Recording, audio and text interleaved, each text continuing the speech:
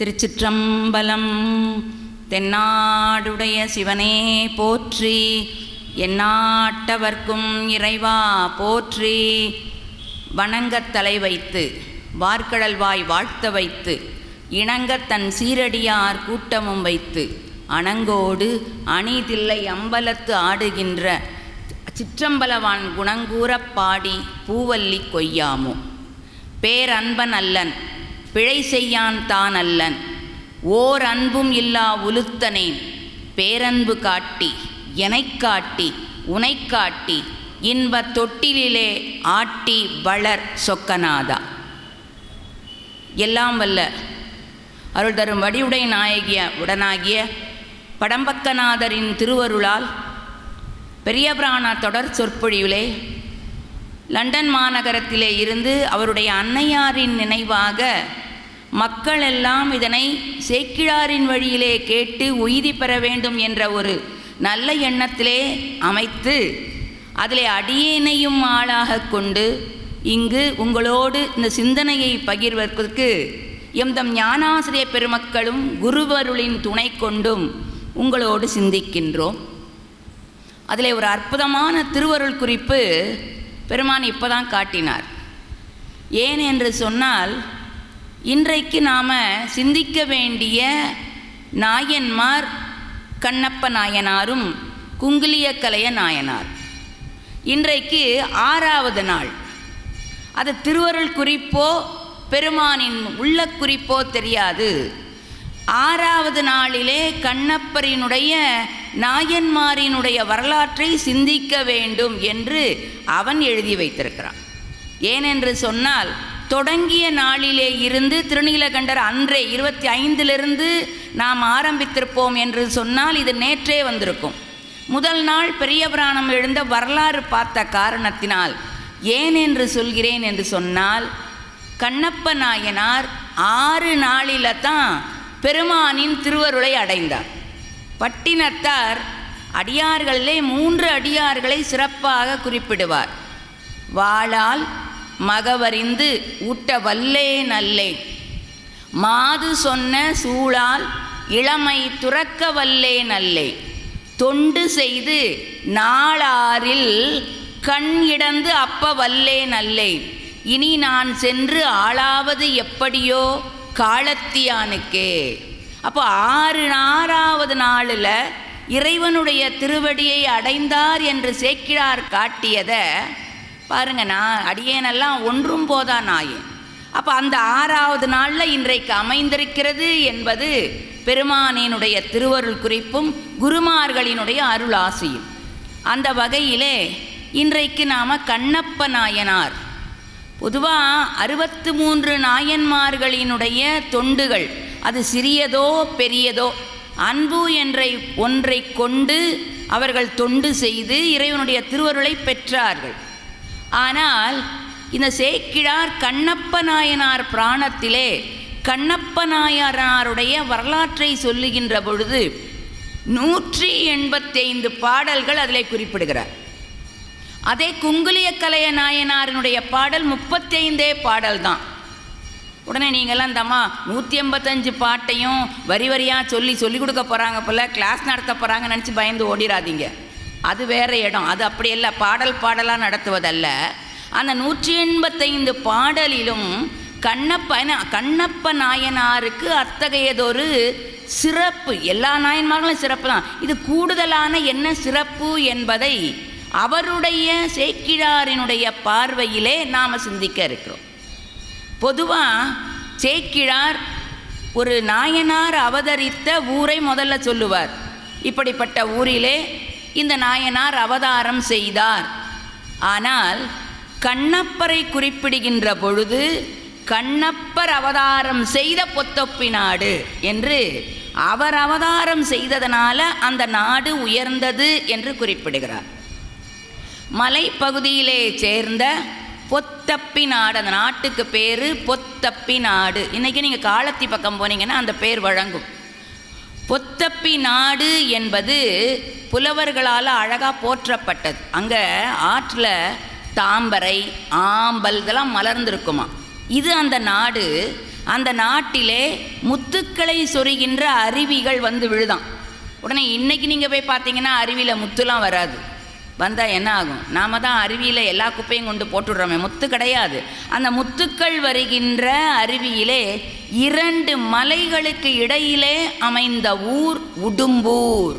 2 மலைகளுக்கு இடையிலே அமைந்த ஊர் அந்த உடும்பூர்.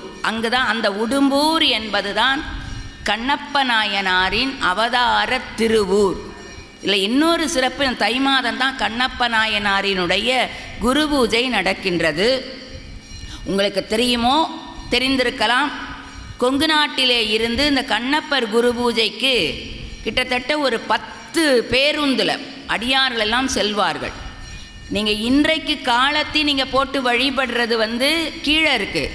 கண்ணப்ப நாயனார் வழிபட்ட அது பக்கத்தில் மலை மேலே இருக்குது.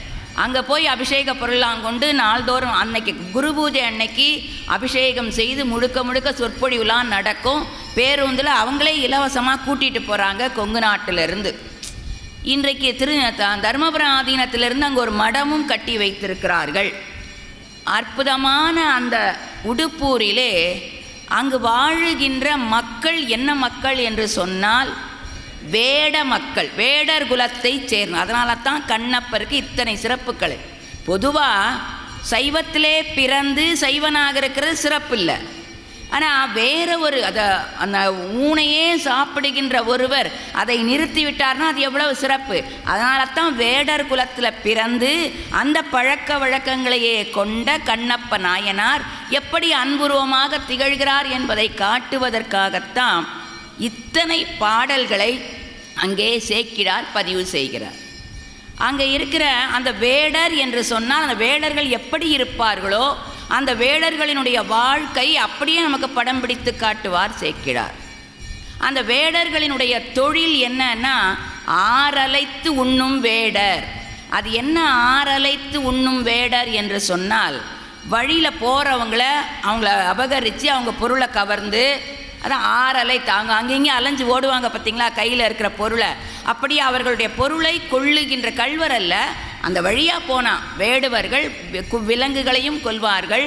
போகின்ற வழிப்பறி செய்கின்ற அந்த இனம், அதான் ஆறலைத்து உண்ணும் வேடர். இதை எங்கே பதிவு செய்கிறார்னா, சுந்தரமூர்த்தி சுவாமிகள் ஒரு சமயம் சுந்தரமூர்த்தி சுவாமிகளுக்கு பெருமானே நான் உனக்கு நண்பன் தம்பிரான் தோழன் எம்மை தோழனாக தந்தனம் என்று சொன்ன அற்புதமான அந்த வரலாறு. அதெல்லாம் இங்கே கொடுக்கல, அது மீண்ட வரலாறுன்னு நினச்சோ என்னமோ விட்டுட்டாங்க. அந்த தோழர்னு ஏற்றுக்கொண்ட பிறகு அப்பா பெருமான் அவருக்காக செய்கிற அந்த காட்சியெல்லாம் சேக்கிழார் வர்ணிக்கிறத பார்த்தீங்கன்னா, இப்போ இனிமேல் நீங்கள் அதை கொண்டு போய் புக்கில் வாசிப்பீங்க. அதனால தான் இதை உங்களுக்கு தெளிக்கிறேன். அப்போது அவர் என்ன செய்கிறார், தம்பிரான் தோழர் பெருமானே தோழனாக கொடுத்த பிறகு அதுக்கப்புறம் இவருக்கு இன்னொரு நண்பர் அமைகிறார் சுந்தரமூர்த்தி சுவாமிகள். அது யாருன்னு சொன்னால் சேரமான் பெருமாள் நாயனார். இவர் சேரமான் பெருமாள் நாயனாரோடு திருஅஞ்சைக்களம் சுந்தரமூர்த்தி சுவாமிகள் செல்கிறார்.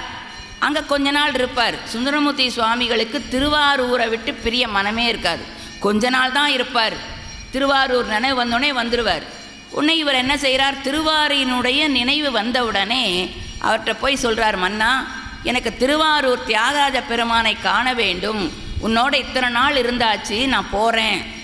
அப்போ சேரமான் பெருமாள் அழுகிறாராம், உங்களை பிரிந்து நான் எப்படி இருப்பது, நான் போகக்கூடாது. இல்லை, மன்னர் ஆட்சி நீ வச்சிருக்கிற, இந்த அரசாட்சி உனக்கு. அப்போ அவர் சொல்கிறாராம், உங்களுடைய அன்புக்கு முன்னால் இந்த மன்னர் ஆட்சி பெரிதல்ல, உங்களுடைய கால் தூசுக்கு சமம், இதை நான் விட்டுட்டு வர்றேன், வரக்கூடாது, உனக்கு ஆண்டவனிட்ட கட்டளை, நீ அமர்ந்து கொள் என்று சொல்ல, அப்போ சேரமான் பெருமாள் பிரியா விடை கொடுத்து அவருக்கு என்ன செய்கிறார், நிறைய பொன்னும் பொருளும் யானை குதிரை எல்லாம் கொடுத்து அனுப்புகிறார். பெருமான் நினைக்கிறாராம், நம்ம இப்போ சொல்கிறோம்ல பொசசிவ்னு ஒன்று சொல்லுவோம் தெரியுமா, நாம் அன்பு கொண்டவங்க யாராவது அவங்கக்கிட்ட அன்பு கொண்டால் நமக்கு பொறாமல் வந்துடும். இது மாதிரி அங்கே காட்டுறாரு. பெருமான் என்ன நினச்சாராம், அட நாம் அல்லவா இவருக்கு நண்பர், நாம் கொடுத்து தானே இவன் வாங்கணும். ஏன்னா பல இடங்களில் அவர் தான் கொடுக்குறார், அந்த வரலாற்றில் தெரியும். இப்போது சேரமான் பெருமாள் நாயனார் கொடுத்த பொண்ணை இவன் எப்படி வாங்கலாம் அப்படின்னு நினச்சிட்டு இவர் அந்த பொன் மூட்டை நகையெல்லாம் கொண்டுட்டு வர்றார். திருமுருகன் பூண்டிக்கு வரும்போது வேடர்கள் பறித்து கொண்டு செல்கிறார்கள். அப்போது சுந்தரமூர்த்தி சுவாமி அந்த கோயிலுக்குள்ளே போய் கேட்குறாரு, கொடுகு வெஞ்சிலை வடுக வேடுவர் விரவல் ஆமை சொல்லி குத்தி கூரை கூரை கொண்டு ஆறலைக்கும் இடம், ஆறலைக்கு அங்கே போடுறார், ஆறலைக்கும் இடம் முடுகு நாரிய வடுகர்வாள் முருகன் பூண்டி மாநகர்வாய் இடுகு நுண்ணிடை மங்கை தன்னொடும் எத்துக்கிருந்தீர் எம்பெருமான் நீரே. உள்ளே போய் கேட்குறாரு, ஏன்பா வேடர்கள்லாம் வந்து என் பொருளை பறிச்சுட்டு போயிட்டாங்க, நீங்கள் ஜாலியாக உன் மனைவியோடு உட்காந்துருக்கு, எதுக்காகயா உட்காந்துருக்க? ஒரு ஃப்ரெண்டுகிட்ட கேட்போம்ல, என்ன கேட்பேன், ஏன்னா நீலாம் ஒரு ஃப்ரெண்டா, எனக்கு இவ்வளோ ஒரு துன்பம் வருது அதை காப்பாற்றலன்னு கேட்குற மாதிரி எப்படி கேட்குறாரு. எத்துக்கு இருந்தீர், ஏன் உட்காந்துருக்கிற? அவங்க களவாண்டு போகும்போது பிடிக்க வேண்டாம் என்று கேட்கிறார். இது வரலாற்றை நான் சொல்லலை, ஏன்னா இந்த ஆறலைக்கும் இடம், அப்படி ஆறலைத்து உண்ணுகின்ற வேடர்கள். அந்த வேடர்களுடைய வீடுகள் பக்கத்தில் விழா மரம் இருக்குமா. அந்த விழா மரத்தில் என்ன கட்டி வச்சுருப்பாங்கன்னா நாய்கள். பொதுவாக வேடர்கள் போகும்போது வேட்டை நாய் ஒன்று வச்சுருப்பாங்க, அதை வச்சுட்டு தான் கூட்டிகிட்டு போவாங்க. நீங்கள் இன்றைக்கும் பார்க்கலாம், வேட்டைக்கு போகிறவங்க ஒரு இவ்வளோ பெரிய ஒரு நாயை கூட்டிகிட்டு போவாங்க. அந்த வேட்டை நாய் இருக்குமா. பக்கத்தில் வலை, மான்கள்லாம் வந்தால் பிடிக்கிறதுக்கு மலை. அதாவது ஒரு வேடர் வீடுனா எப்படி இருக்கும்? இப்போது மருத்துவர் வீடு, ஆஸ்பத்திரி டாக்டர் வீடுனா அங்கே போனீங்கன்னா மருந்து பாட்டிலாக இருக்கும். இப்போ எங்கள் மாதிரி வீடுனா புஸ்தகமாக இருக்கும் இல்லைங்களா. உழவன் வீடு போனீங்கன்னா கலப்பை அதெல்லாம் இருக்கும். அது மாதிரி இந்த வேடர்களுடைய வீட்டில் என்னென்ன இருக்குங்கிறத படம் பிடிச்சு காட்டுறார். அவர் இல்லைன்னா நமக்கு என்ன தெரியும், எங்கே போய் வேடரை பார்த்துருப்போம். அங்கே வலையை விரிச்சிருப்பாங்களாம். பக்கத்தில் பன்றி, புலி, கரடி, இது பார்வை விலங்கு. அது என்ன பார்வை விலங்குன்னா, இவங்க வேட்டைக்கு போகும்போது இந்த விலங்குகளை முதல்ல விடுவாங்க. பார்வை விலங்கு, அந்த விலங்குகளை பார்த்து அங்கே இருக்க விலங்குகள் ஓ நம்ம சொந்தக்காரன் வர்றான்னு நினச்சி வரும், உடனே பிடிப்பாங்க. இதை எங்கே சொல்கிறார்? திருவருட்பயன் சாத்திர நூலில் சொல்கிறார். பார்வையென மக்களை முன்பற்றி பிடித்தற்காம் போர்வையென காணா புவி. அது என்னன்னா, இந்த பார்வை விலங்கை காட்டி மானை காட்டி மானை பிடிப்பது போல நமக்கு இறைவன் எப்படி குருவாக வருவான்னு சொன்னால் மானிடர்களைப் போலவே. எல்லாரும் ஞான சம்பந்தம் நம்மளை மாதிரி தானே, கண்ணு மூக்கு காது எல்லாம் நம்மளை மாதிரியே இருப்பாங்க. இந்த பார்வை விலங்கை போல குருமார்கள் வருவார்கள் என்று ஞான சாஸ்திரத்திலும் அந்த உவமை வருகிறது. அது மாதிரி இந்த விலங்குகள் எல்லாம் பிடிச்சு வச்சுருப்பாங்களாம்.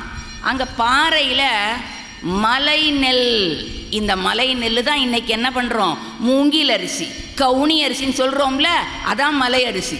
அந்த மலை அரிசியை சாப்பிட்டா எவ்வளோ வலுவானாலும் இருக்கலாம், அதெல்லாம் இப்போ இழந்துட்டோம். அவங்க அந்த மலை அரிசி நெல்லை காய போட்டிருப்பாங்களாம் குத்தி சாப்பிட்றதுக்கு. அந்த வேடர் குலத்து சிறுவர்கள் விளையாடுவாங்களாம். எதை வச்சு விளையாடுவாங்களாம்? சிறுவர்கள் ஆண் வீரமிக்கவர்கள். அதனால் புலிக்குருளையும் புலியோட குட்டியும் யானை கன்றும் வச்சு விளையாடுவாங்களாம். அதே பெண் குழந்தைகள் எதை வச்சு விளையாடுவாங்களாம்? மான், சின்ன மான் குட்டி. ஏன்னா பெண்கள் வலிமை இல்லாத பயம் இருக்கும் இல்லையா. பொதுவாக பெண்கள், மானினுடைய விழி பெண்ணினுடைய விழி போல இருக்குமா. எங்கே சொல்கிறாரு ஞான சம்பந்தர்? மதுரையிலே கூன் பாண்டியனுக்கு வெப்பு நோய் தீர்ப்பதற்காக வருகிறார். சின்ன குழந்தை, 2 பேரும், அதாவது இங்கே சமணர்கள் பல பேர் உட்கார்ந்துருப்பாங்க, இது ஒரே ஒரு குழந்தை. இவங்கெல்லாம் வந்து நீங்களும் நானும் அந்த கொள்கையில் அவரவர் கொள்கையிலே போட்டி போடுவோம் அப்படின்னு சொல்லும்போது இங்கே பல பேர் இருக்கிறாங்க. இங்கே இந்த குழந்தைய பார்த்தோன்னே மங்கையர்க்கரசியாருக்கு ஐயோ இவர்களெல்லாம் காய்ச்சி பூச்சின்னு கத்துறாங்களே, இந்த குழந்தை எப்படி பதில் சொல்லும் என்று அந்த அம்மா குறிப்பில் பயந்து போய் இருக்கிறாங்களாம். அப்போ எடுக்கிறார் ஞானசம்பந்தர், மானின் நேர்விழி மாதராய் வழுதிக்கு மாபெரும் தேவி கேள், மானினுடைய பார்வை கொண்ட பெண்ணே. இது சொன்னால் கூட தெரியாதுங்க. இப்போ அடுத்ததாக ஒன்று சொல்கிறேன், ஈஸியாக தெரிஞ்சிடும். என்ன அது, இதெல்லாம் இப்போ பிராணங்களிலும் இதிலும் வந்தது, திரைப்படத்துலேயும் வந்திருக்குது. என்ன வந்திருக்கு? மானல்லவோ கண்கள் தந்தது வந்திருக்கா. பெண்ணினுடைய கண்ணு மான். அதை மாதிரி இந்த பெண் குழந்தைகள் மான் கன்றை வைத்து விளையாடுவார்கள். ஆண்கள் எல்லாம் அந்த புலிக்குட்டி, யானை கன்று, அங்கே புலி குருளை குட்டின்னு சொல்லணும், யானை கன்று, இதெல்லாம் சேக்கியார் போடுற சொல் சிறப்பு, வச்சு விளையாடுவார்களாம். அடுத்ததாக அங்குள்ள வேடர்கள் எப்படி இருப்பாங்க அப்படிங்கிறத சொல்கிறார். வேடர்களுடைய உருவம் எப்படி இருக்குமா? மை செறிந்தனைய, நல்ல கருகருன்னு உருண்டு திரண்டு இருப்பாங்களாம். வன்தொழிலார் மறவர் தம்பால் அச்சமும் அருளும் என்றும் அடையலார். அவங்க கிட்ட ரெண்டு கிடையாது, பயமும் கிடையாது, அருளும் கிடையாது. ரெண்டு இருந்தால் தான் கொலைக்கு போக மாட்டான், அஞ்சுவாங்க இல்லையா? அச்சமும் அருளும் என்றும் அடையலார். உடை தோலார் பொச்சையின் நரவும் ஊன் புழுக்களும் உணவாக கொள்ளும் நச்சவிழ் பகழி வேடர்க்கு அதிபதி நாகன். அவங்க எப்படி இருப்பாங்களாம்? வேடர்கள் நல்ல உருண்டு திரண்டு நல்ல கிண்ணன்னு சொல்லுவாங்கல்ல, குத்து விட்டா போகாது, நல்ல கட்டுமஸ்தாக இருப்பாங்களாம், கருப்பா. உடை தோலாடை, வேடர்கள்னால தோலாடை இருப்பாங்களாம். அவங்களுக்கு பயமும் கிடையாது, அருளும் கிடையாது. ஏன் பயம் கிடையாது? பயம் இருந்தால் வேட்டை தொழிலுக்கு போக முடியாது. அருள்னா இறக்கம் இருந்தால் ஐயோ இந்த கொன்று சாப்பிட்றோமேங்கிற இறக்கம் வரும். இந்த ரெண்டு இருந்தால் தான் அந்த உயிர்களை கொலை செய்யாமல் இருந்து இறைவனிடத்தில் செல்ல முடியும் என்பதை காட்டுவதற்காகத்தான் கண்ணப்பர். நாவுக்கரசர் சொல்கிறார், அஞ்சி ஆகிலும் அன்பு பட்டாகிலும் நெஞ்சம் வாழி நினைமின். நீ கடவுளை பயத்தினாலேயாவது வணங்கு. நம்மலாம் சின்ன குழந்தையாக இருக்கும்போது நமக்கு நம்ம அப்பா எம்மப்பா என்ன சொல்லி கொடுப்பாங்க? இப்போ சாமி கும்பிடலைன்னா குற்றம் செஞ்சிடும், அப்படி தான் சொல்லி கொடுத்து வளர்த்தாங்க. இப்போலாம் சொல்ல முடியாது, நம்மளை வளர்ந்தது அப்போ பயத்தோடு வளர்ந்தோம். அந்த பயம் இப்போ பிறந்த குழந்தைய வச்சுக்கோங்க, அப்பா அடிப்பாருன்னு சொல்லி வளரும். அப்புறம் அந்த பயமே என்னவா மாறும்? அன்பாக மாறும். அதைத்தான் இந்த ரெண்டு இவர்களுக்கு கிடையாது. அப்படிப்பட்ட வேடர் குலம், அந்த குலத்துக்கு தலைவனாக இருக்கிறான், அவன் பெயர் நாகன். இந்த வேடர்களுக்கெல்லாம் இப்படிப்பட்ட வேட்டுவ வாழ்க்கை வாழுகின்ற வேடர் குலத்திற்கு தலைவனாக இருக்கின்றான், அவன் பெயர் நாகன் என்று குறிப்பிடுகிறார். அந்த நாகனை சொல்லும்போது என்ன சொல்றார்னா, பெற்றியால் தவம் முன் செய்தான் ஆயினும் பிறப்பின் சார்பால் குற்றமே குணமாக கொள்வான். பெற்றியால் தவம், கொஞ்சம் தவம் பண்ணியிருக்கான். என்ன தவம்? கண்ணப்பரை குழந்தையா பெறதுக்கு மட்டும்தான் தவம் பண்ணியிருக்கான். உண்மையிலேயே அவன் நல்ல தவம் பண்ணியிருந்தா இந்த மாதிரி இந்த குலத்திலேயோ பிறந்திருக்க மாட்டான். அந்த கண்ணப்பரை தவமாக வாழ்கின்ற ஒரு தவம் அவனுக்கு இருக்கிறதே தவிர அவரை போல மாறி இறைவனை அடைகின்ற தவம் அவனுக்கு இல்லை என்பதை அங்கே அதான் பெற்றியால் தவம் முன் செய்தான் ஆனினும் பிறப்பின் சார்பால். இப்போ இருக்கிற அவன் குலத்தொழிலாகிய அந்த குலத்திலே இல்லையா, அந்த குலத்தளவே ஆகுமாம் குணம் என்று சொல்லுவது போல தான் திருக்குறளை சொன்னார், தக்கார் தகவிலர் என்பது அவரவர் எச்சத்தால் காணப்படும். அப்போ அப்படி வாழ்ந்துட்டு வர்றான். ஆண் சிங்கம் போல வில் தொழிலே, நான் வேடர்களை கையில் வில்லு தானே, வில் தொழிலிலே சிறப்பு மிக்கவன். அவனுடைய மனைவி, இவன் நாகன், அவனுடைய மனைவியை குறிப்பிடும்போது அவள் பெண் சிங்கமாக இருக்கிறாள். அவளும் இவன் ஆண் சிங்கம். அப்போ அவளும் என்னது, வழி வழியாக வேடர் குலத்தில் வந்த பெண் சிங்கம். அவர்கள் மங்கள நான் தாலின்னு சொல்கிறோம்ல, அந்த தாலி எப்படி போடுவாங்களாம்? புலிப்பல்லால் அணிஞ்ச அந்த தாலி. இப்போ கொஞ்ச காலத்துக்கு வந்து, இப்போ கிடையாது, ஆண்கள்லாம் செயின் புலிப்பல்ல போடுவாங்க. இந்த தாலி எப்படி வந்தது என்பதை வரலாற்றை பார்த்தா தெரியும். தால் என்பது என்னன்னா குழை. அதாவது நாகரீகம் இல்லாத காலத்தில், மக்கள் நாகரீகம் தோன்றாத காலத்தில் யார் வேணால் அப்படி இருந்தாங்க. கொஞ்சம் அவனுக்கு நாகரிகம் வந்தபோது தான் ஒரு பெண்ணோடு வாழுகின்றோம், அதனால் இந்த பெண் எனக்கு உரியவள் என்பதை காட்டுவதற்காக நீங்கள் யாரும் இவகிட்ட, இப்போ இந்த ஊர்லலாம் பார்த்தீங்கன்னா மரத்துக்கு நம்பர் போட்டு வைப்பாங்க, பார்த்துருக்கீங்களா? இது எங்கள் வீட்டு மரம், இது உங்கள் வீட்டு, அது மாதிரி இந்த பெண் எனக்கு உரியவள் என்பதை காட்டுவதற்காக மூங்கில்னால ஒரு குழை செஞ்சு அவளுக்கு அணிவிச்சாங்களாம். அதுதான் தாலி. அது காலப்போக்கில் என்னவா மாறிச்சு? ஒரு குறிப்பிட்ட, ஏன்னா அந்த குறிப்பிட்ட நிகழ்வு இப்போ நீங்கள் போய் பார்த்தீங்கன்னா நகைக்கடையில் ஒரு ஜாதி, அந்த ஜாதிக்குள்ளே எவ்வளோ, அங்கே அவனே கேட்டுருவான், நீங்கள் என்ன இந்த ஜாதி, இந்த ஜாதியில் ஒரு உட்பிரிவு. ஐயா, அந்த திருமணச் சடங்கு எதனால் வந்ததுன்னு தொல்காப்பியர் குறிப்பிடுவார். பொய்யும் வழுவும் தோன்றிய பின்னர் ஐயர் யாத்தனர் கரணம் என்ப. இதெல்லாம் பொய்யான வந்ததுனால இதுக்கு சடங்குகள் செய்தார்கள். அது மாதிரி அந்த வேடர் குலத்தில் அவங்களுக்கு தாலி என்னதுன்னு சொன்னால், அப்போ புலிப்பல்லாலான அந்த தாலி, அதில் இடையிடையில் அதே சின்ன சின்ன புலிப்பல், இந்த சில குடும்பத்தில் பார்த்திங்கன்னா இந்த கருகமணிலாம் போட்டிருப்பாங்க அது மாதிரி அவளுக்கு கொடுத்து அணிவிச்சிருப்பாங்களாம். இப்படி ரெண்டு பேரும் வாழ்ந்து வருகிறார்கள். ரொம்ப காலமாகுது, அவர்களுக்கு குழந்தை இல்லை, மகப்பேறு இல்லை. இந்த மகப்பேறு இல்லைன்னா ஊரில் ஒரு மாதிரி பேசுவாங்கல்ல, அதே மாதிரி நம்ம இதிலே பேசுவோம். அதாவது நானே பேசுவேன், படித்து புரிந்த. அவர்கள் வேடர்கள், அறிவில்லாதவர்கள்.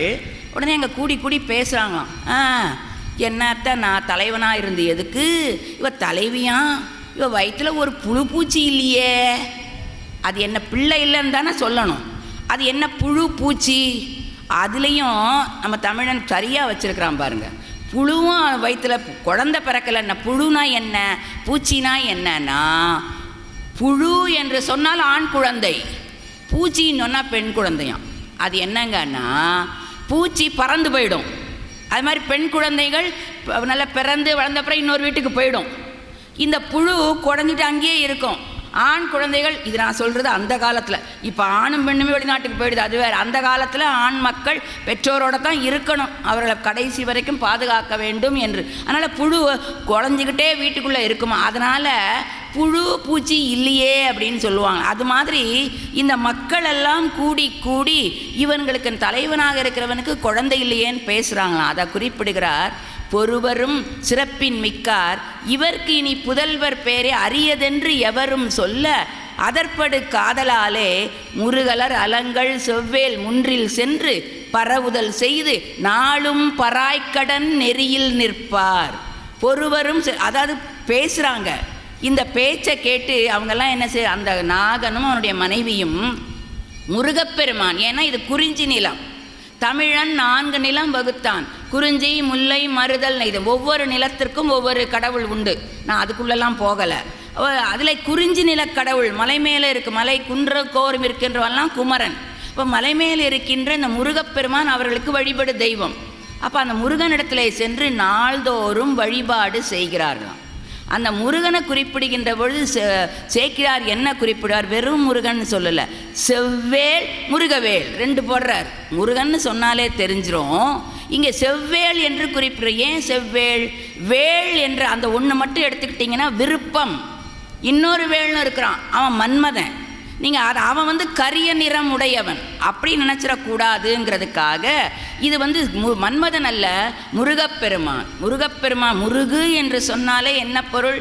அழகன், இளமை, 1000 கோடி காமர் அழகெல்லாம் திரண்டு ஒன்றாகி மேயின எனினும் செவ்வேள் விமலமாம் சரணம் தன்னில் தூய நல்லெழிலுக்கு ஆற்றாது என்றிடின் இணைய தொல்லோன் மாயிரு வடிவிற்கெல்லாம் உவமை யார் வகுக்க வல்லார்மார் கந்தபுராணத்தில் கச்சியப்ப சிவாச்சாரியார். முருகப்பெருமானினுடைய அழகு 1000 கோடி மன்மதன் அழகெல்லாம் திரண்டு ஒன்றா வந்தா கூட முருகப்பெருமானினுடைய அழகுக்கு இணையாகாது. அப்படிப்பட்ட அந்த முருகப்பெருமான் கோயிலில் போய் நாள்தோறும் வழிபாடு செய்கிறார்கள். எப்படி வழிபாடு செய்கிறார்கள்? படையலிட்டு குரவை கூத்து, சிலப்பதிகாரத்திலாம் வரும், ஆய்ச்சியர் குரவை கூத்து, குரவை கூத்து. குரவை கூத்துனா என்னென்னா, அங்கே இருந்து இந்த இப்போ நாம் சொல்கிறோம்ல கோலாட்டு, இதை மாதிரி அடிக்கிற மாதிரி முருகப்பெருமானுடைய புகழை பாடி அந்த ஆடுவார்கள். அது மட்டும் இல்லாமல் அந்த முருகன் கோவிலுக்கு அதான் அங்கே சிறப்பாக சொல்கிறார் சேக்கிழார், சேவலும் மயிலும். நல்லா கவனிங்க, முருகப்பெருமான் கோயிலுக்கு நேர்த்திக்கடனாக, அதாவது வேண்டுதல் செய்து சேவலையும் மயிலையும் விட்டான், பலியிடலை.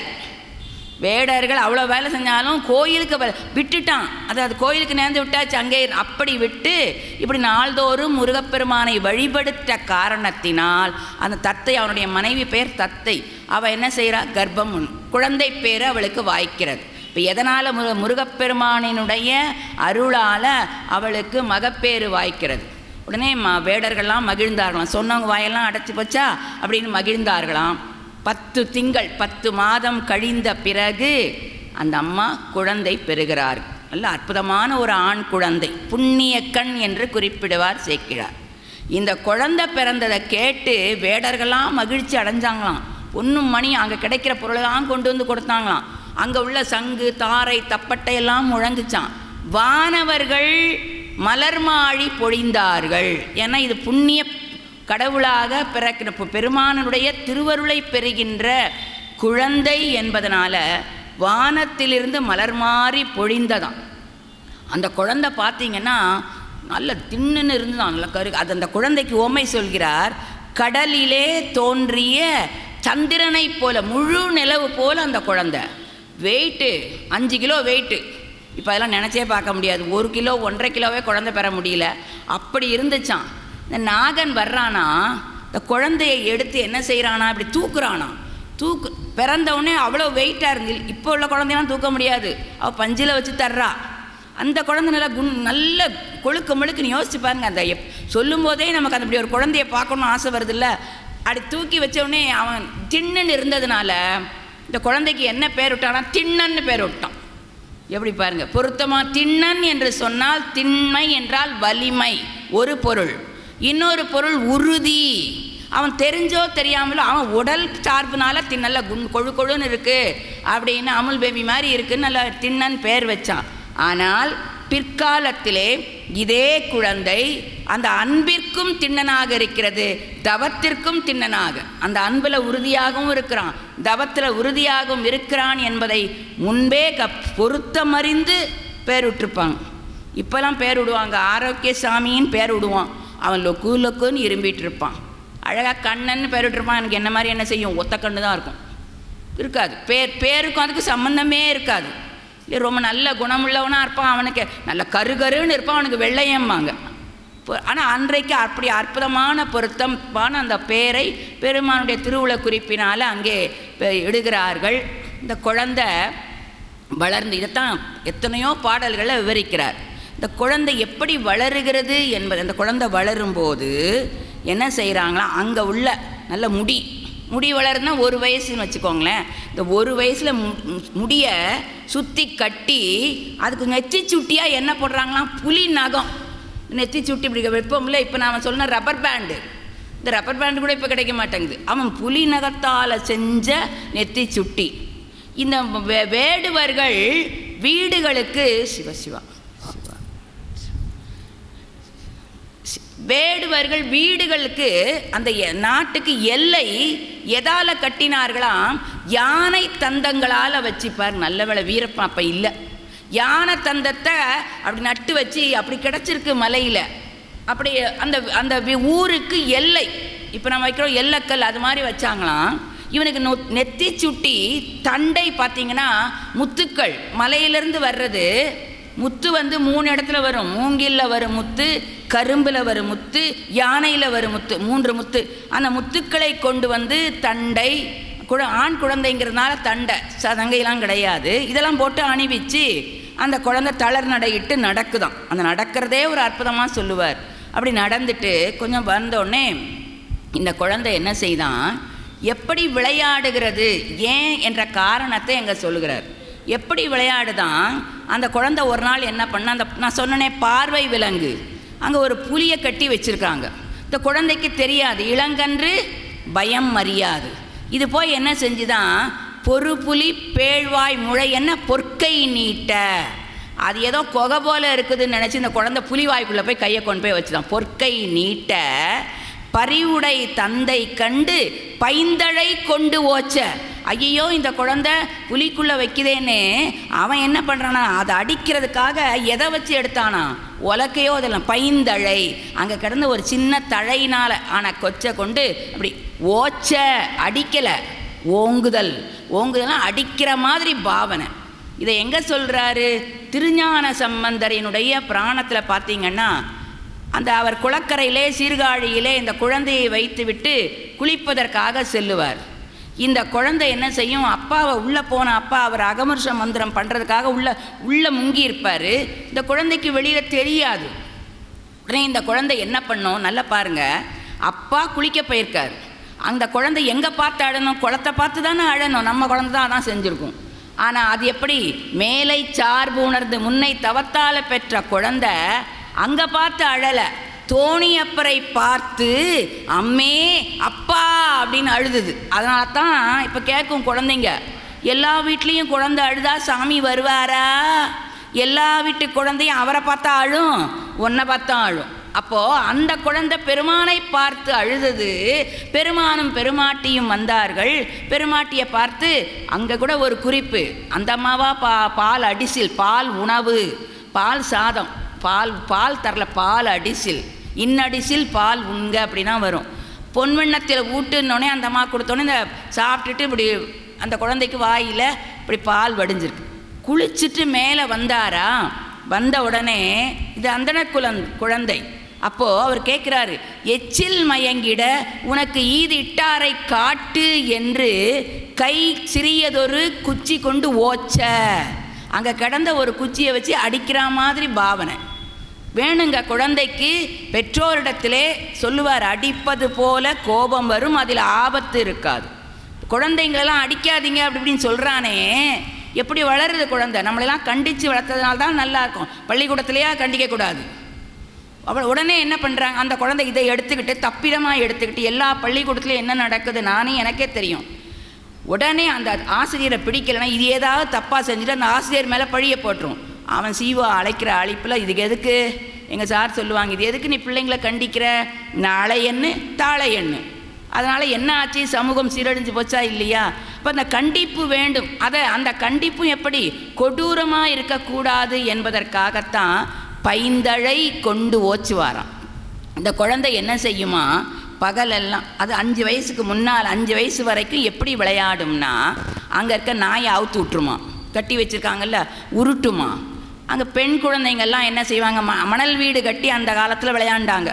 ஆத்தோரம் மணல் எடுத்து அழகழகாய் வீடு கட்டி தோட்டம் விட்டு செடி வளர்த்து ஜோராக குடியிருப்போம். இது பழைய பாட்டு. அந்த மாதிரி பெண் குழந்தைங்க மணல் வீடு கட்டி விளையாடும். இந்த ஆண் குழந்தைங்களோட வேலை என்ன, வீட்டை கலைச்சிரும். அது குறும்புத்தனம். இப்படி ஏன் 5 வயது வரை குழந்தைகள் வீட்டில் தான் இருக்கணும் நம்ம கண் பார்வையில். அதை அங்கே குறிப்பிடுகிறார். 5 வயசு வரைக்கும் இந்த குறும்பு விளையாட்டெல்லாம் விளையாடுமா இந்த குழந்தை.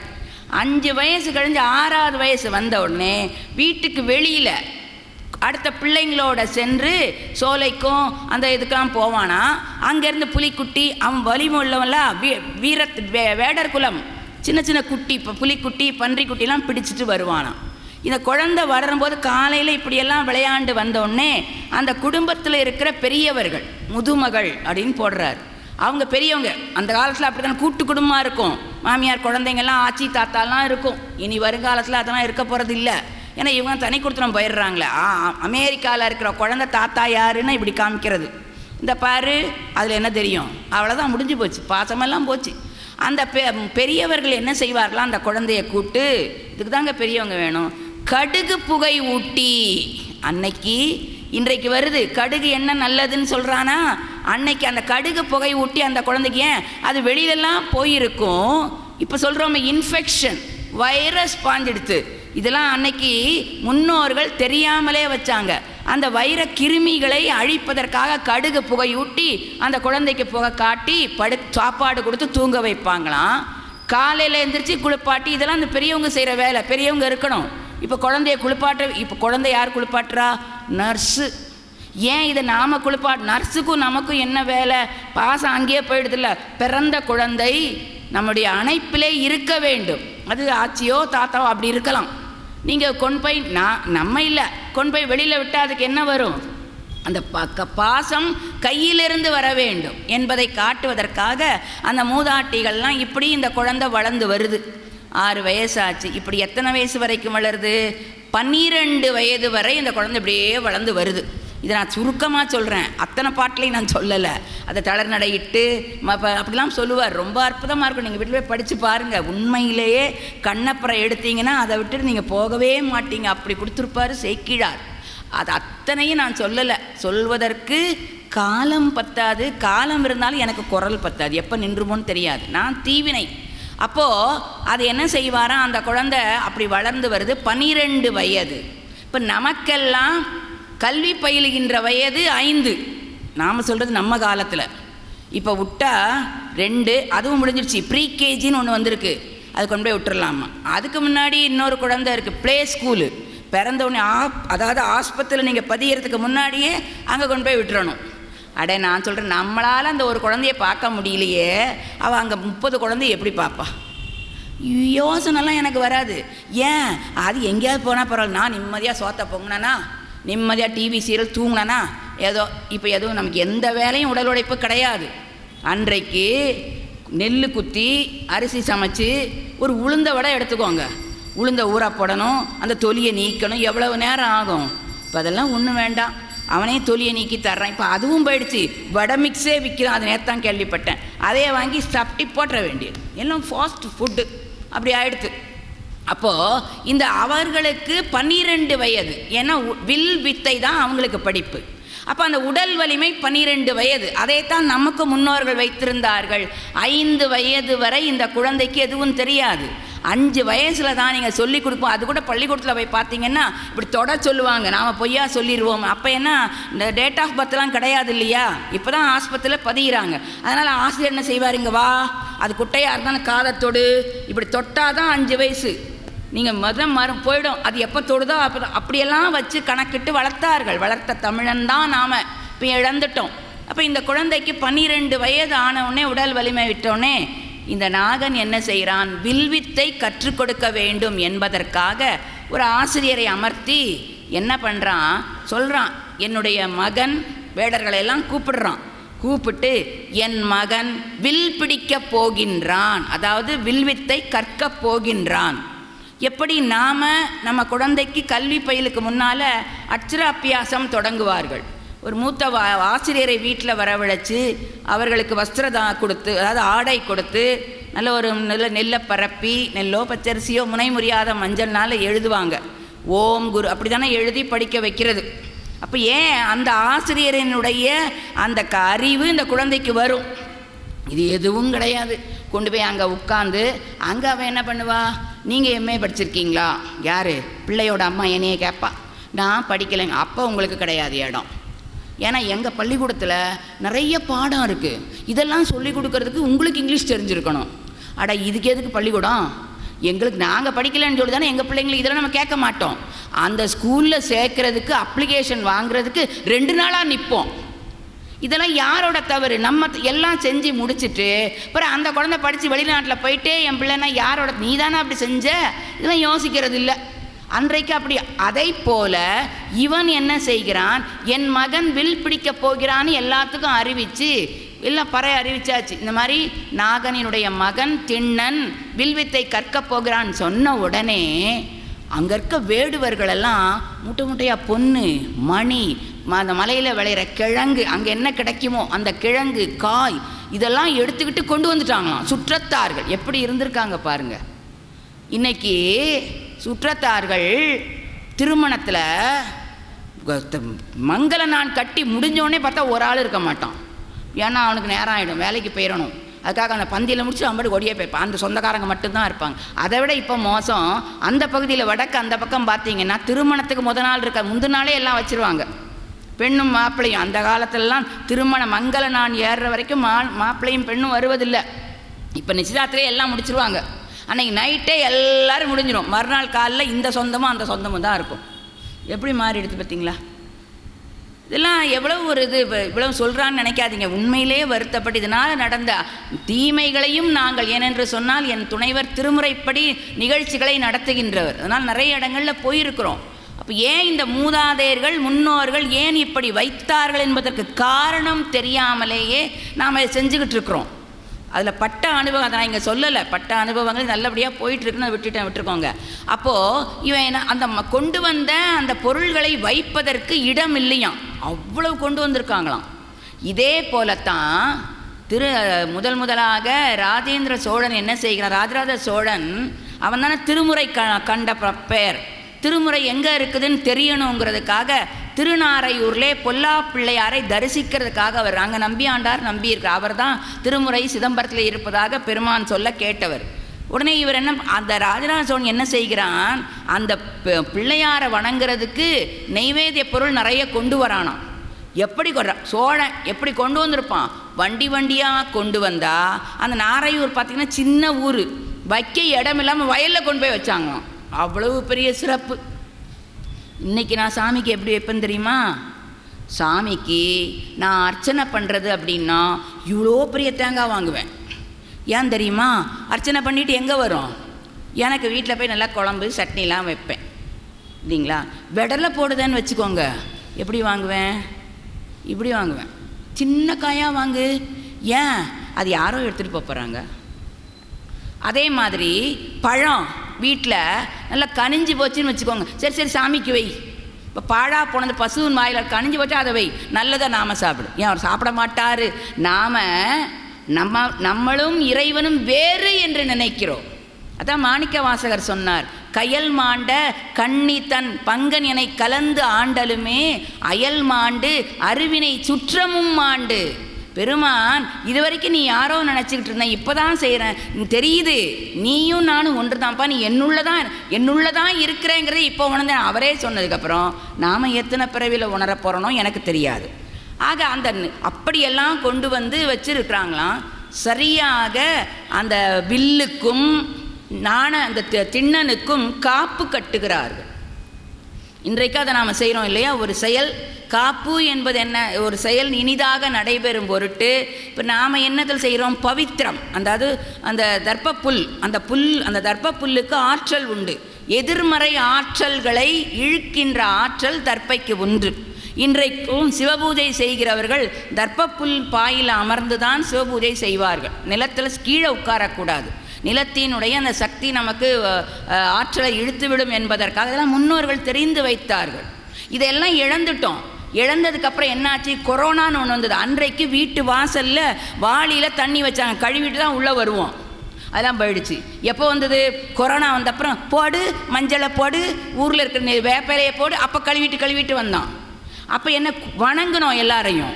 கொஞ்ச காலம் மாறிச்சு. ஷேக்கன் கை கொடுத்தான். கொரோனா வந்தது. கை கொடுக்காத பரவிடும். உடனே எப்படி முன்னோர்கள் வச்சதெல்லாம் ஒரு நோய் வந்தால் தான் நமக்கு அதனுடைய காரணம் தெரியுது. ஷூ போட்டு வந்துட்டேன், செருப்பு போட்டு வந்துட்டேன், உள்ளேயே போகிறது. கால் கழுவி உடனே முகம் கழுவி நீர் பூசி, நீராடி நீரும் பூசாங்க. இந்த திருநீற்றில் இன்றைக்கும் நல்ல குழந்தைகளுக்கெல்லாம் பார்த்திங்கன்னா ஜலதோஷம் பிடிச்சிட்டுனா தண்ணியில் குழச்சி இதை பூசினீங்கன்னா அந்த நீற்றினுடைய அந்த தன்மை சளியெல்லாம் எடுத்துரும். அதெல்லாம் நமக்கு தெரியாது. உடனே ஆஸ்பத்திரிக்கு அவர் உடனே ஒரு இன்ஜெக்ஷன் அப்படி போட்டால் தான் எனக்கு திருப்தி. நம்ம சொன்னாலும் மருமக கேட்க போகிறது இல்லை. அதெல்லாம் உங்கள் காலம் பழம் பஞ்சாங்கன்றோம். சரி விடுங்க. இவன் அத்தனையும் கொண்டு வந்து அப்படி வைத்திருக்கான். வில்லுக்கும் அவனுக்கும் காப்பு கட்டி அந்த கொண்டு வந்த அதெல்லாம் அது எப்படி சோறு, ஊன் மாமிசம், தேன், மலைக்குள்ளே தேனை கலந்து நல்லா சாப்பிட்றாங்களாம். நல்லா அவர்களுக்குள்ள பழக்கம், கல்லை குடித்து ஆடுறாங்களாம். இப்படி 6 நாட்கள் விழா எடுத்தானாம். அந்த குழந்தை வில்வித்தை படிப்பதற்கு 6 நாள் விழா எடுத்து 7ஆவது நாள் தான் அவனை அலங்கரித்து கொண்டு வந்து ஆசிரியரிடம் அமர்த்தி இவனுக்கு வில்வித்தை கற்றுக் கொடுங்கள் என்று 7ஆவது நாள் தொடங்கி 12 வயதிலே அவர் வில்வித்தை படிக்க ஆரம்பிக்கிறார். எத்தனை வருஷம் படிக்கிறாராம்? 4 வருடம். 16 வயதிலே அவருடைய அந்த வில்வித்தை பயிற்சி முற்று பெற்றது. அங்கே போடுறாரு சேக்கிழார், முற்றும் கற்றனன். என்ன அர்த்தம் பொருள் என்று சொன்னால், கல்விக்கு முடிவு கிடையாது இல்லையா? கல்வி கரையில் கற்பவர் நாள் சில, கற்றது கைமண்ணளவு, கல்லாதது உலகளவு என்று உற்ற கலைமடந்தை ஓதுகின்றாள். அந்த அம்மாவே கையில் என் சரஸ்வதி அம்மா வச்சிட்ருக்குன்னா நானே இன்னும் படித்து முடிக்கல என்பது போல இங்கே என்ன சொல்கிறார்? இவன் படித்து முடிச்சிட்டான்னு சொல்கிறார். இப்போ யார் நம்ம கூட படித்து முடிச்சிட்டேன்னு சொல்ல முடியாது. படிப்பு அவ்வளவு இருக்குது. அப்புறம் எப்படி சேக்கிழார் அதை போடுகிறார் என்று சொன்னால், இவன் கற்ற கல்வி, நாம் படிக்கின்ற கல்வினால் கற்றதனால் ஆய பயன் என் கொல் வாலறிவன் நற்றாள் தாழ் தொழாரேணி. நாம் படிக்கின்ற கல்வி நமக்கு யாரை காட்ட வேண்டும்? நமக்கு மேலாக உள்ள தலைவனை காட்ட வேண்டும். அவன் தாளை தொழ வேண்டும். அதான் மாணிக்கவா சொன்னார், கற்பனவும் இனி அமையும் போதும். ஏன் கூத்தா உன் குறைகளற்கே கற்றாவின் மனம் போல கசிந்துருக வேண்டுவனே. கற்பனவும் படித்தது போது. ஏன் தெரியுமா? உன்னுடைய திருவடிக்கு, கூத்தா நடராஜ பெருமானின் திருவடிக்கு கற்றாவின் மனம் போல, ஒரு கன்றை நினைந்த பசு எப்படி உருகுமோ அதுபோல அப்படி உருகவில்லைன்னா அந்த கல்வினால் பயனில்லை. இவன் அது என்ன செய்ய போகிறான்? இறைவனுக்கே கண்ணை கொடுக்க போகிறான். அதனால் இவனுடைய கல்வி முற்று பெற்றது என்று அங்கே குறிப்பிடுகிறார். அதுக்கப்புறம் 16 வயது ஆச்சு. இதுக்குள்ளே இவனுடைய தந்தையானுக்கு முதுமை வந்துட்டு ரொம்ப நாள் ஆச்சு வேட்டைக்கு போய். அப்போது மிருகங்கள்லாம் பயிரையெல்லாம் அழிக்குது. வேடர்கள்லாம் வந்து நாகன்ட்ட சொல்கிறாங்க, சாமி தலைவா வேந்தே, நீங்கள் வேட்டைக்கு வந்து ரொம்ப நாள் ஆச்சு, பயிரையெல்லாம் வேட்டை மிருகங்கள்லாம் அழிக்குது, நீங்கள் வாங்க வேட்டைக்கு போவோம். அப்போ அவன் சொல்கிறான், எனக்கு இப்போ மூப்பு வந்துட்டு தளர்ச்சி அடைந்து விட்டேன், என்னால் முன்போல வேட்டைக்கெல்லாம் போக முடியாது. இனிமேல் எனக்கு பதிலாக என் மகனை நீங்கள் தலைவனாக ஏற்றுக்கொள்ளுங்கள். இந்த வேடர்கள் வழி வழியாக தலைமை, அதனால் நீங்கள் தலைவனாக ஏற்றுக்கொள்ளுங்கள் சொன்ன உடனே அந்த வேடர்கள்லாம் அங்கே போடுறாரு, முதல்ல வருத்தம் அடைஞ்சார்களாம், அப்புறம் மகிழ்ந்தார்களாம். ஏன் வருத்தம்? இத்தனை நாள் இவருடைய தலைமையில் இருந்தோமே, இப்போ ஒரு தலைவர் இல்லையேன்னு வருத்தம். ஆனாலும் பரவாயில்லை, வர்றது யார்? நல்ல உறுதி உள்ள நல்ல கற்ற ஒருவன் தான் நமக்கு தலைமையாக தாங்குகிறான் என்ற மகிழ்ச்சி அடைந்து அவங்கெல்லாம் சொல்கிறாங்களாம், அரசே, இத்தனை நாள் உன்னுடைய குடை கீழ், உன்னுடைய வில்லாட்சியின் கீழ் நாங்கள் எந்த குறைவும் இல்லாமல் இருந்தோம். இனி உன்னுடைய மகனினுடைய தலைமையிலும் அப்படியே இருப்போம், அவனுடைய சொல்ல கேட்டு நடப்போம், நீங்கள் தலைவனை ஏற்றுக்கொள்ளுங்கள் சொன்ன உடனே நாகன் என்ன செய்கிறானா, திண்ணனை அழைச்சிட்டு வா, அவனுக்கு இதை கொடுக்கணும்னு சொல்லி அழைச்சிட்டு, அதுக்கு முந்தி மூத்த அந்த ஒவ்வொரு குலத்திலும் ஒவ்வொரு அந்த காலகட்டத்தில் அந்த குலத்துக்கு வேண்டிய ஒரு குருவாக பெரியவர் ஒருவர் இருப்பார். அவங்கள அழைச்சி அவங்க தான் வழிபாடெல்லாம் செய்வாங்க. இன்றைக்கும் நீங்கள் அதில் ஏதாவது நமக்கு குடும்பத்தில் குறைன்னு சொன்னால் நம்ம குலத்திலே வாழ்ந்து நல்ல ஞானமிக்க ஒருவர் இருப்பார், ஒவ்வொரு இனத்திற்கும் ஒவ்வொரு குலத்துக்கும். இன்றைக்கும் நீங்கள் ஈரோடு பக்கம் போனீங்கன்னா ஒரு குறிப்பிட்ட இனத்தவர்கள் என்ன செய்வாங்க, யாரையும் விட மாட்டாங்க, அவங்க குடும்பத்தில் இருக்கிற பெரியவர்கள். இப்போ நகரத்தாரில் கூட நீங்கள் பார்க்கலாம், அவர் அந்த பெரிய மூத்த பெண், அதாவது வயதிலையும் அனுபவத்திலையும் அறிவிலையும் உள்ள பெண், அவள் கணவன் இல்லாட்டாலும் கூட அவள் தான் என்ன செய்வா, மங்கள் நாணயம் எடுத்து கொடுப்பா. அப்படி வழி வழியாக வருகின்ற அந்த குல குருன்னு ஒருத்தர் இருப்பார். அதை மாதிரி இங்கே ஒரு தேவராட்டி என்ற ஒரு பெண், அவளை அழைச்சிட்டு வாங்க, ஏன்னா இவன் என்னுடைய தலைமையை ஏற்கப் போகிறான், அதனால் எல்லா காட்டில் உள்ள எல்லா தெய்வங்களுக்கும் பூஜை செய்ய வேண்டும், வழிபாடு செய்ய வேண்டும், அவளை அழைச்சிட்டு வாங்க. இங்கே நான் திண்ணனை அழைச்சிட்டு வர சொன்னால், அங்கே தேவராட்டியை அழைச்சிட்டு வர சொன்னான். தேவராட்டி வந்து நிற்கிறா, அங்கே போடுறாரு சேக்கிரார், வந்து நின்ன உடனே இவன் அரசன், அவள் ஒரு வயது முதிர்ந்தவளானாலும் என்ன இவனுக்கு கீழே உள்ளவ தானே, கேட்குறாராம், அன்னை நீ நிரப்பு நீங்கி குறையின்றி இருந்தனையோ. அம்மா, அன்னை தன்னுடைய மனைவியை தவிர பிற பெண்களை தமிழன் எப்படி மதித்தான், தாயாக. அதுக்கப்புறம் அன்னை உனக்கு எந்த குறையும் இல்லாமல் என்னுடைய ஆட்சியில் நீ வாழ்ந்துட்டுருக்கிறியா? அந்த அம்மா பதில் என்ன சொன்னாங்களாம், நல்ல மென்தசை நரவும் தேனும் மலை வளனும் பிற வளங்களும் அன்று நீ வைத்த வண்ணம் பெற்று வாழ்கிறேன். எனக்கு என்னப்பா குறை, முதல்ல நீ எனக்கு என்ன தேன், அந்த ஈயல், அந்த தசை, அப்புறம் மலையில் வர்ற பொண்ணு முத்து, இதெல்லாம் எப்படி நாள் கொடுத்தையோ, இன்றைக்கு என்ன செய்வேன், விருந்து மருந்து 3 நாள். எங்கள் வீட்டுக்கு நீங்கள் விருந்துக்கு வந்தீங்கன்னு வைங்க, நாள் 6 சாப்பாடு, அவியல், பச்சடி, பொரியல், கூட்டு எல்லாம் எப்படி நல்ல வெள்ளித்தட்டில் பரிமாறுவேன். 2 நாள் கழித்து என்னாகும், வெள்ளித்தட்டு என்ன ஆகும், 6 கறி 2 போயிடும், 4 வச்சுருப்பேன். வெள்ளித்தட்டு என்னவா மாறும், சில்வர் தட்டாக மாறும். அப்புறம் 2 நாள் இருந்தீங்கன்னு வைங்க, அது 4ல் 2 போயிடும். ஒரு குழம்பு ஒரு கட்டி வச்சு என்ன செய்வேன், வாழை இலை கொடுப்பேன். இன்னும் 2 நாள் இருந்தீங்கன்னு வச்சுக்கோங்க, வாழை இலையும் போயிடும். கையில் பெசன் தரேன், சாப்பிட்டுட்டு போன்றுவேன். அதான் அங்கே குறிப்பிட, அன்று நீ வைத்த வண்ணம், நாள் எப்படி எனக்கு கொடுத்தியோ அதே மாதிரி இன்னைக்கு நான் பெற்று வாழ்கிறேன். அப்போ என்ன இலவசமாக கொடுத்தானோ ஆட்சியாளர்கள், இப்போ செய்கிறாங்கல்ல, இப்போ ஏன் செய்கிறாங்கன்னா ஓட்டுக்கு, அதல்ல, அன்போடு தருவது. அப்படி பெற்று நான் வாழ்கிறேன், எனக்கு என்னப்பா குறை. உடனே அவன் சொல்கிறான், என்னுடைய மகன் இந்த மலைக்கு அரசனாக வரையாட்சி, அரசாட்சின்னு சொல்ல, வரைனா மலைக்கு அரசாட்சி அவன் ஏற்கப் போகிறான். அதனால் நீ என்ன செய், காட்டில் உள்ள தெய்வங்களுக்கெல்லாம் வழிபாடு செஞ்சுட்டு வா.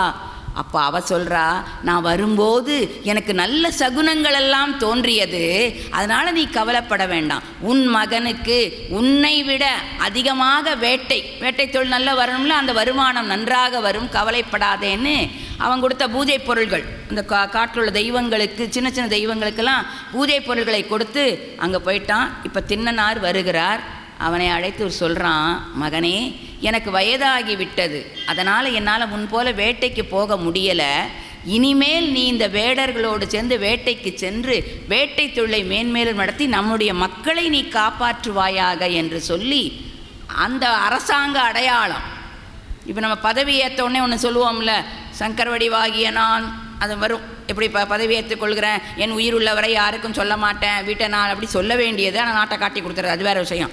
இங்கே அந்த அரசாங்க அடையாளமாக அவன் என்ன கொடுக்குறான்னு, அவங்களுக்கு என்ன ஆடை? தோலாடை. அந்த தோலாடையும் சுரிகைனா வாள். ஏன்னா ஏற்கனவே வேடர்கள் வில்லு வச்சுருப்பாங்க. இப்போ வேட்டைக்கு தேவையானது வாள். இந்த ரெண்டையும் கொடுக்குறான்.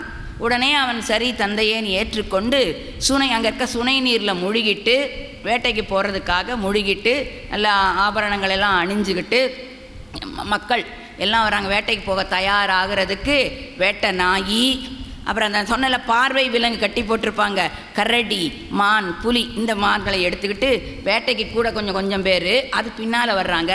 இவன் கூட ரொம்ப டியரஸ்ட் ஃப்ரெண்டுன்னு சொல்லுவோம்ல, அப்படி இவனோட சேர்ந்த 2 பேர், நாணன், காடன். இவன் கூட இவ்வளவு பேரும் வேட்டைக்காக எழுந்து வருகிறார்கள். போன தேவராட்டி பூஜையெல்லாம் முடிச்சுட்டு அவள் பிரசாதம் கொண்டுட்டு வர்றான். அவனுக்கு கொடுத்துட்டு அவள் சொல்கிறா, அப்பா உன்னோட தந்தைக்கும் தந்தை அவங்கள விட உனக்கு நல்ல வேட்டை வினை வாய்க்கும். அப்போ என்ன அர்த்தம்? இவன் 3 தலைமுறையாக இவ தான் அவங்களுக்கு பூஜை செஞ்சிட்ருக்கா. அப்போ வழியாக ஒரு குலகுரு நமக்கு தேவை என்பதை எங்கே காட்டுகிறார். ஒரு பெரியவங்க வேணும். குலகுருன்னா பெரியவங்க, நமக்கு நல்லது சொல்கிறதுக்கு பெரியவங்க வேணும். இன்றைக்கி அது இல்லை. சின்ன பசங்க என்னமோ நினைக்கிறோம். வீட்டுக்கு அந்த பண்பாடெல்லாம் அவங்களுக்கு தான் தெரியும். ஒரு பூஜைனா இப்படி நம்ம பரம்பரையில் இப்படி தான் நடத்துவோம். நம்ம வீட்டில் குழந்தைக்கு இந்த நோய்னா இந்த மருந்து, கை மருந்து எல்லாம் உண்டு. இப்போ எதுவும் கிடையாது குழந்தைங்களுக்கு. சரி, அப்போது அவர் என்ன அந்த பிரசாதம் கொடுத்தோடனே இவங்க வேட்டைக்கு போகிறார்கள். இந்த வேட்டை நாய் போகுதல்லவா, இந்த நாய் என்ன செய்யுமா, இந்த நாயோட வேலை, இவங்க வலை போடுவாங்கல்ல, ஒரு மான் வந்துருச்சுன்னு வச்சுக்கோ, மான் இல்லை வேறு ஏதோ சின்ன குட்டி வலையில் மாட்டினா அது பல்ல கிழிச்சிக்கிட்டு வலையை கிழிச்சிக்கிட்டு வெளியில் வரும்போது அந்த நாய் போய் கவ்விரும். அதுக்கு தான் அந்த வேட்டை நாய். அதுக்கு சேக்கிரார் சொல்லுகிறார், என்ன சொல்லுகிறார்? நிலவிய இருவினை வலையிடை நிலை சுழல்பவர் நெறிசேர் புலனுறு மனநிடை பொறியென தடை செய்த மனநிடை தடை செய்த பொறி அளவுளவே போடுவார். என்ன போடுறார்? அந்த வலையும் நாய் எதுக்கு ஒப்பிடுறாரு? இந்த மக்களாகிய அந்த நாய்க்கு என்ன ஒரு குணம் அப்படின்னு சொன்னால், அது என்ன செய்யும்? இந்த எலும்பை கடிக்கும். நீங்கள் கடித்து அதோட வாயில் ரத்தம் வந்தாலும் கூட அந்த எலும்பை விடாது. அது மட்டும் இல்லை, தான் உண்டு உமிழ்ந்ததையும் அது சாப்பிடும். அது மலம்னு தெரியாமல் சாப்பிடும். அது மட்டும் இல்லை, தன்னோட இணை, அந்த நாய்க்கு சுயஜாதி வயிறின்னு சொல்லுவாங்க, தன்னோட இனத்தை அது என்ன சேர விடாது. இதை ஏன் சொல்கிறேன்னா, ஒரு சமயம் கடவுள்கிட்ட போய் நாய்கள்லாம் போய் கேட்டுத்தான். என்ன கேட்டுச்சான்? சாமி, இந்த உலகத்தில் ஆடுகளெல்லாம் கொன்று திங்கிறான், ஆனால் ஆட்டோட இனம் பெருகிக்கிட்டே இருக்குது. ஆனால் எங்களை யாரும் எதுவும் சாப்பிட்றது கிடையாது, ஆனால் எங்கள் இனம் குறைஞ்சிக்கிட்டே வருது. இதுக்கு என்ன காரணம்? சாமி சொன்னார், அப்படியா, உனக்கு நான் சொன்னால் புரியாது, செய்தே காட்டுறேன் அப்படின்னு சொல்லி, இங்கே வா அப்படின்னு சொல்லி என்ன பண்ணாரா, ஒரு ஆடை 2-3 ஆடை பிடிச்சி ஒரு ரூமில் போட்டு தடைகளெல்லாம் போட்டாராம். இது நாய்களையும் 2-3 நாயை உள்ளே போட்டு எலும்புகளை போட்டாராம். மறுநாள் கதவை திறந்து பார்த்தா அந்த ஆடு மாடு பாருங்கள், ஒன்றை சாப்பிட்டுட்டு அழகாக இருக்கும். ஒன்று சாப்பிட்டா பசுமாடு கூட நீங்கள் ஒன்று வச்சிங்கன்னா கழனியோ இதோ இன்னொரு மாடு தள்ளி போயிடும். இந்த நாய் என்ன தெரியுமா செய்யும்? கடிச்சு கொதறி அதுவும் சாப்பிடாது. நாய் பெற்ற தெங்கம்பழம்பாங்க நாலடியாரில்.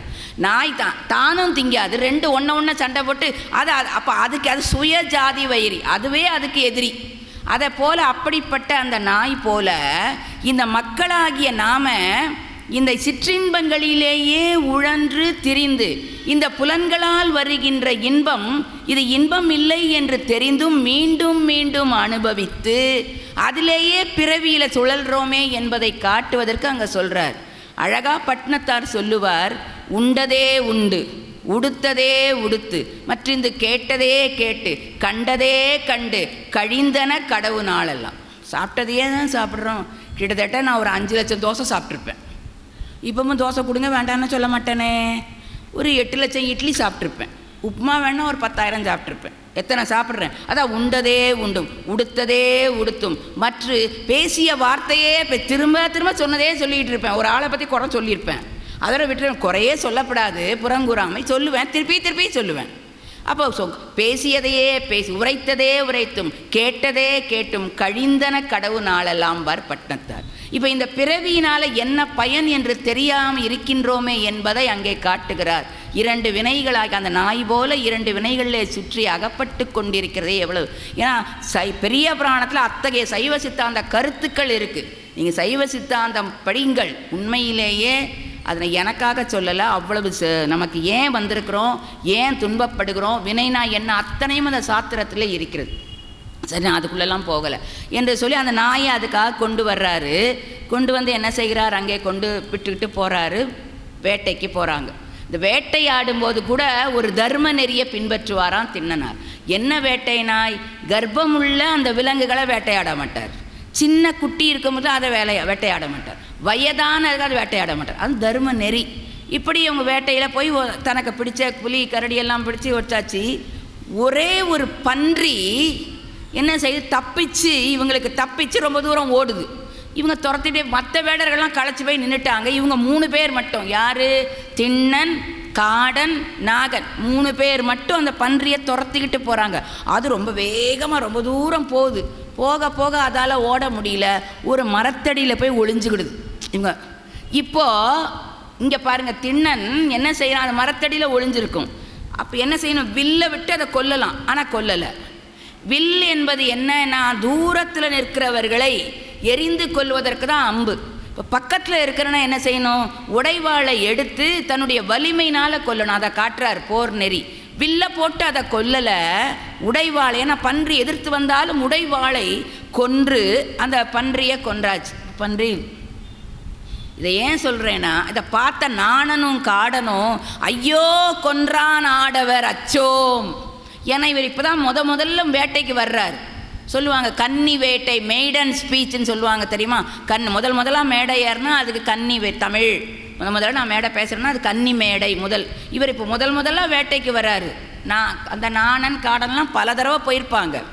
ஆனாலும் கூட அவர்களால் செய்ய முடியாதவன் செஞ்சான் பார்த்தீங்களா.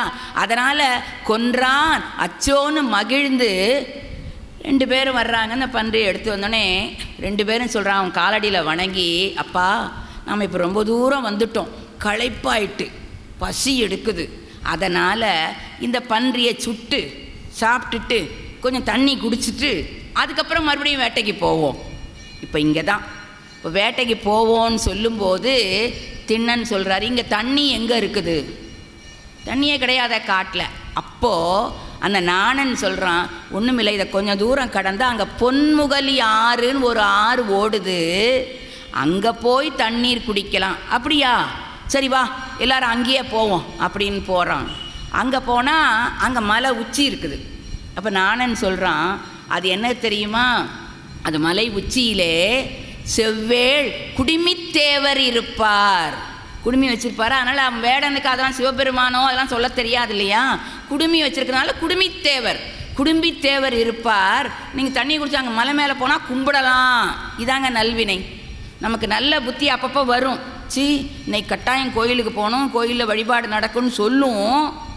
அந்த நல்ல புத்தியை வர விடாமல் என்ன செஞ்சுருவோம், தடுத்துருவோம். அப்போ நல்ல புத்தி நன்மையை காட்டும். நானன் சொல்கிறான், அங்கே போனால் குடுமித்தேவர் இருப்பார், கும்பிடலாம் அப்படின்னு சொன்ன உடனே திண்ணனார் என்ன செய்கிறார், காடனை கூப்பிட்டு, அது தீவினை, நீங்கள் உட்காந்து இந்த பன்றியை நல்லா சுட்டு அந்த காட்டில் கல்லெல்லாம் வச்சு அடுப்பு மூட்டுவாங்க, மூட்டி அந்த அடுப்பை எரித்து இந்த பன்றியை சுட்டு நல்ல பதம் பார்த்து வச்சிரு, நாங்கள் போயிட்டு தண்ணியெலாம் குடிச்சிட்டு மேலே அவரை குடுமித்தேவரை கும்பிட்டுட்டு வர்றோம். இவன் சரின்னு உட்காந்துட்டான். அது சொல்லும்போது அவன் என்ன சொல்லுவாங்க, இதை சுட்டு சிறிது நீயும் சாப்பிட்டு கொஞ்சம் நீ சாப்பிடு. ஏன்னு சொன்னால் உனக்கு பசி தூக்கெல்லாம் கிடையாது, நாங்கள் நிறைய சாப்பிட்றோம், இல்லை கொஞ்சம் சாப்பிடுங்கன்னு சொல்லுவான். சரி அந்த கொஞ்சதே நான் சாப்பிட்றேன், நீ சுட்டு வை, நாங்கள் 2 பேர் குடுமித்தேவரை போய் கும்பிட்டு வர்றோன்னு சொல்லி 2 பேரும் தண்ணியில் பொன்முகலி ஆறு, இன்றைக்கு அந்த ஆறு இருக்கிறது, பொன்முகலி ஆறு அற்புதமான ஒரு, அதிலே அடியேனுக்கு கிட்டத்தட்ட 15 ஆண்டுகளுக்கு முன்பு மணி விழா நடந்து முடிஞ்ச பிறகு அந்த திருக்காலத்தி கோயிலுக்கு செல்லுகின்ற பொழுது அந்த பொன்முகலி ஆற்றிலே இறங்கி அந்த தீர்த்தத்தில் இருக்கும்போது பெருமான் அற்புதமாக ஒரு சிவலிங்கத்தை அங்கே அடியேனுக்கு கொடுத்து வைத்தார். வீட்டில் இன்னும் இருக்குது, இது சொல்லக்கூடாது, இருந்தாலும் உங்களுக்கு சொல்லலாமே, இது பெருமை என்னுடைய பெருமைக்காக சொல்லலை. அப்போ அற்புதத்தை அங்கே காட்டினார்.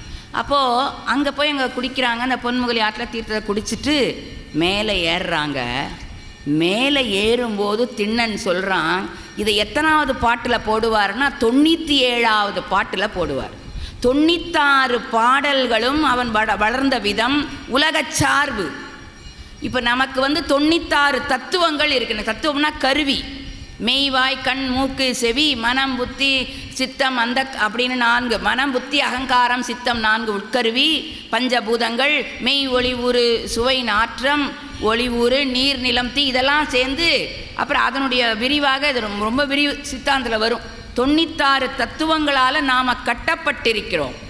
இந்த 96 தத்துவங்களையும் கடந்து சொல்லை கடந்து மேலே சென்றால் இறைவனுடைய திருவடி அடையலாம் என்பதை காட்டுவதற்காக பாருங்கள், சேக்கிழாருக்கு இறைவனா ஏன் அவர் 10வது பாட்டிலையோ 15வது பாட்டிலையோ சொல்லலாம்ல, சொல்லலை. 96 பாடல்களை முடித்த பிறகு 97வது பாடல்களை, ஏன்னா அந்த 90 உலகச் சார்பு விட்டு நீங்குகின்ற இடம் இது. இதுக்கு மேலே அவங்க போகமாட்டான், ஊருக்கு போகமாட்டான், பேச்சு எதுவும் கிடையாது. திண்ணனார் பெருமானிடத்திலே ஒன்றி போயிடுவான். உலகச் சார்பு விட்டு நீங்குகின்ற இடம். இந்த சார்பு விட்ட உடனே சிவச்சார்பு விடும். இது விட்டான் பாச நீக்கம் சிவப்பெரி. இதை விட்டுட்டோம்னா அந்த சார்பு நமக்கு. ஏன்னா உயிரினுடைய இயல்பே ஏதாவது ஒன்றை பிடிச்சிக்கிட்டு தான் இருக்கும். ஒன்று இந்த உலகப் பொருள்களோடு இருக்கும், சிவத்தோடு இருக்கும். இப்போ நம்ம உலகப் பொருள்களோடு இருக்கிறோம். எப்போ அங்கே மெய் தானுவினோடு ஒன்றாகும் நாள் என்னாலோம்பார் தாயுமானவர். அந்த பெருமானினுடைய அருளை கிடைக்கின்ற காலம். அதனால் 97வது பாட்டில் இந்த வரியை சொல்கிறாரு. மேலே ஏறும்போது திண்ணனார் கேட்குறாரு, நானா இது என்ன இங்கே போகும்போது ஏதோ என் உடலில் ஒரு பாரம் கழிவது போல இருக்கிறது. அது மட்டும் இல்லை, வேற ஒரு ஆசை வருது. ஏன் பெருமானை கும்பிடணுங்கிற ஆசை. எந்த உடல்? இதுவரை இந்த கருவிகளை உயிரானது இந்த உடலின் மேல் வைத்த பற்று, இது எனக்குரியது எனக்குரியது என்று கழித்து நீக்கிய பிறகு தலையில் சுமந்தவன் 5 கிலோ சுமந்தவன் இப்போ ஐயாவுக்கு 2 கிலோ கொடுத்துட்டேன், 1 கிலோ கூட 1 கிலோ என்ன எவ்வளோ சுமை குறைஞ்சிரும். அது மாதிரி சுமை குறையும். அந்த பாரம் குறைவது அவருக்கு தெரியுது. அதை சொல்கிறார் அங்கே தத்துவங்கள். ஏன்னா நாவுக்கரசர் சொல்லுவார், துருத்தியாம் குரம்பை தன்னில் 90 அறுவர் நின்று விருத்தி தருக என்று வேதனை பலவும் செய்ய. இந்த 5 புலன்களால் வேதனை தானே நமக்கு. வேதனை பலவும் செய்ய வருத்தியால் வல்லவாறு வந்து வந்து நின்ற அருத்தியார்க்கு அன்பர் போலும் அதிகை விரட்டனாரே. இந்த 96 தத்துவங்களையும் கடந்தவர்களுக்கு அன்பனாக இருக்கின்றாயே பெருமான். அதங்க திண்ணனார் வழியில் காட்டுறாரு. மேலே போகிறாரு. போகின்ற பொழுது ஒன்று போடுறாரு, முன்பு செய் தவத்தின் ஈட்டம் முடிவிலா இன்பமான அன்பினை காட்ட. முன்பு இது இப்போ வராது, முன்பே தவம் இருந்தால் தான் அது நமக்கு கிடைக்கும். முன்பு செய் தவத்தின் ஈட்டம் எப்படி அன்பாம்? முடிவில்லாத இன்பம். அப்போது நாம் இங்கே பெறுகின்ற இன்பம் சிற்றின்பம் பேர். என்ன அர்த்தம்? புலன்களால் வருகின்ற இன்பம்லாம் ஒரு குறிப்பிட்ட காலம்தான். இப்போது 5 வயசு குழந்தை பொம்மையை வச்சு விளையாடும். அந்த பொம்மையேவா 20 வயசு வரைக்கும் விளையாடும்? பொம்மையை கழிச்சு போட்டுரும். 10 வயசு ஆனோடனே வேறு விளையாட்டு. அப்புறம் 20 வயசில் திருமணம் முடிக்கிறோம். மனைவியோட 60 வயசு வரைக்கும் அந்த இன்பம் அடைகிறோமா? தளர்ந்து போதில்லை. அதான் அதுக்கு பேர் சிற்றின்பம். இதில் என்னது? வெறுப்பு தட்டி விடும். ஆனால் அந்த இன்பம் என்ன செய்யாது? வெறுப்பே தட்டாது. மணிவாசகர் அழகாக சொல்லுவார், அறவே பெற்றார் நின் நண்பர் அந்தம் இன்றி அகம் நெகவும் புறமே கிடந்து புலைநாயேன் புலம்புகின்றேன் உடையானே பெறவே வேண்டும் மெய் அன்பு. மெய் அன்புக்கு அடைமொழி கொடுக்கிறார். பேரா ஒழியா பிரிவிலா மறவா நினையா அளவிலா மாளா இன்பம் ஆக்கடலை. 7 அடைமொழி கொடுக்கிறார். இந்த இன்பம் எப்படிப்பட்ட இன்பம்? இந்த 7லையும் விரித்து சொன்னால் கிட்டத்தட்ட ஒரு வாரம் ஆகிடும். பேராக்கே அப்படி சொல்லலாம். அதெல்லாம் சொல்ல மாட்டேன், பயந்துடாதீங்க. வீட்டுக்கெலாம் போகணும்ல, பெரிய புராணத்தை முடிக்கணும்ல. இந்த 7 இன்பம், இந்த முடிவில்லாத இன்பத்தை முன்பு செய் தவத்தினால அவனுக்கு கிடைச்சது. அது என்ன முன்பு செய் தவம்? அதை சேக்கிழார் ஒரு வரியில் தான் சொல்லுவார். இதனுடைய விரிவு நாம் எங்கே பார்க்கலாம்? காலத்தி புராணத்தில் பார்க்கலாம். முற்பிறவியிலே இந்த கண்ணப்பர் எப்படி பிறந்திருக்கான்? அர்ஜுனனாக பிறந்தார். மகாபாரதத்தில் இருக்கிற அர்ஜுனன். அப்போ கௌரவர்களுக்கும் பாண்டவர்களுக்கும் போர் நடக்கிறது. போர் நடக்க போது. அப்போ கண்ணன் சொல்கிறார் அர்ஜுனன்ட்டே, அர்ஜுனா, அவர்களை கொல்ல வேண்டும் என்று சொன்னால் நீ சிவபெருமானிடம் தவம் இருந்து அவர் கையிலே இருக்கிற பாசுபதாஸ்திரம் என்ற ஒன்று. சுந்தரமசாமிகள் சொல்வார், திருவும் செல்வமும் எனக்குன் சீருடை கடல்கள் என்று எண்ணி ஒருவரை மதியாது உறாமைகள் செய்தும் ஊடியும் உரைப்பனாய் திரிவேன் பாசுபதா பரஞ்சுடரே முருகமர் சோலை சூழ் திரு முல்லை வாயிலாய் வாயினால் உன்னை பரவிடும் அடியேன் படுதுயர் களையாய் பாசுபதா பரஞ்சுடர். அந்த பாசுபதா அஸ்திரத்தை வாங்கிறதுக்காக நீ கைலாயம் அந்த மலையிலே போய் தவம் செய். அப்போ என்ன செய்கிறார், இவன் போய் தவம் பண்ணுறான் அர்ஜுனன். இப்போ தவம் பண்ணின பொண்ணே பெருமானுக்கு தான் உங்களுக்கு தெரியுமா, எதுனாலும் அவர்களுக்கு கொடுப்பதற்கு தகுதி இருக்கிறதான்னு பார்க்கறதுக்காக அவர் என்ன பண்ணுறாரு, வேடனாக, அவருடைய மனைவி வேடச்சியாக, எத்திரம் நின்றான் ஈசன் அத்திரல் நிற்பாள். கணவன் என்ன வேடம் போடுறாரோ அது மாதிரி மனைவி வேடம் போடணும். அங்கே காட்டுறாரு. 2 பேரும் வர்றாங்க. அங்கே என்ன ஒரு பன்றி, இவன் அர்ஜுனன் தவம் பண்ணிகிட்டு இருக்கானா, கண்ணை மூடி இந்த பன்றி என்ன பண்ணு குச்சு குச்சு குச்சு குச்சுன்னு சத்தம் போட்டுகிட்டே இருக்குது. இவனுடைய தவத்துக்கு அது இடையூறாக இருக்கிறது. உடனே இவன் கண்ணை முழிச்சு பார்க்குறான், இந்த பன்றி அல்லவா இடையூறு செய்யுதுன்னு சொல்லிட்டு அந்த பன்றியை கொல்லுவதற்காக வில்லை எடுத்து இப்படி போடுவான். அந்த பன்றி மேலே அது விழுந்துடும், இறந்துடும். அங்கே போய் கிட்ட போய் பார்த்தா 2 வில்லு இருக்கும். இவன் இந்த ஒன்று தானே போட்டிருப்பான், அங்கே 2 வில்லுக்கு என்னன்னு பார்த்தா அங்கே பெருமான் வேடமாக நின்றுட்டு இருப்பார். என்ன அப்போ அவர் சொல்லுவார், இது நான் போட்ட அம்புனால தான்ப்பா செத்து போச்சு, நீ விட்டதுனால நினச்சிக்கிடாத, வில்லுக்கு விஜயன்னு பெருசாக நினச்சிக்கிட்டியோ. உடனே இவனுக்கு கோவம் வந்துடும். ஏய், நான் இல்லைப்பா பட்டேன், உனக்கு என்னடா தெரியும், நீ வேடர் குலத்தில் பிறந்திருக்க அப்படின்னா அந்த குலத்தை இழிவாக பேசுவான். அப்போ வா நம்ம 2 பேரும் சண்டை போடுவோம் அப்படின்னு 2 பேரும் சண்டை போடும்போது பெருமான் காட்சி கொடுக்குறார்.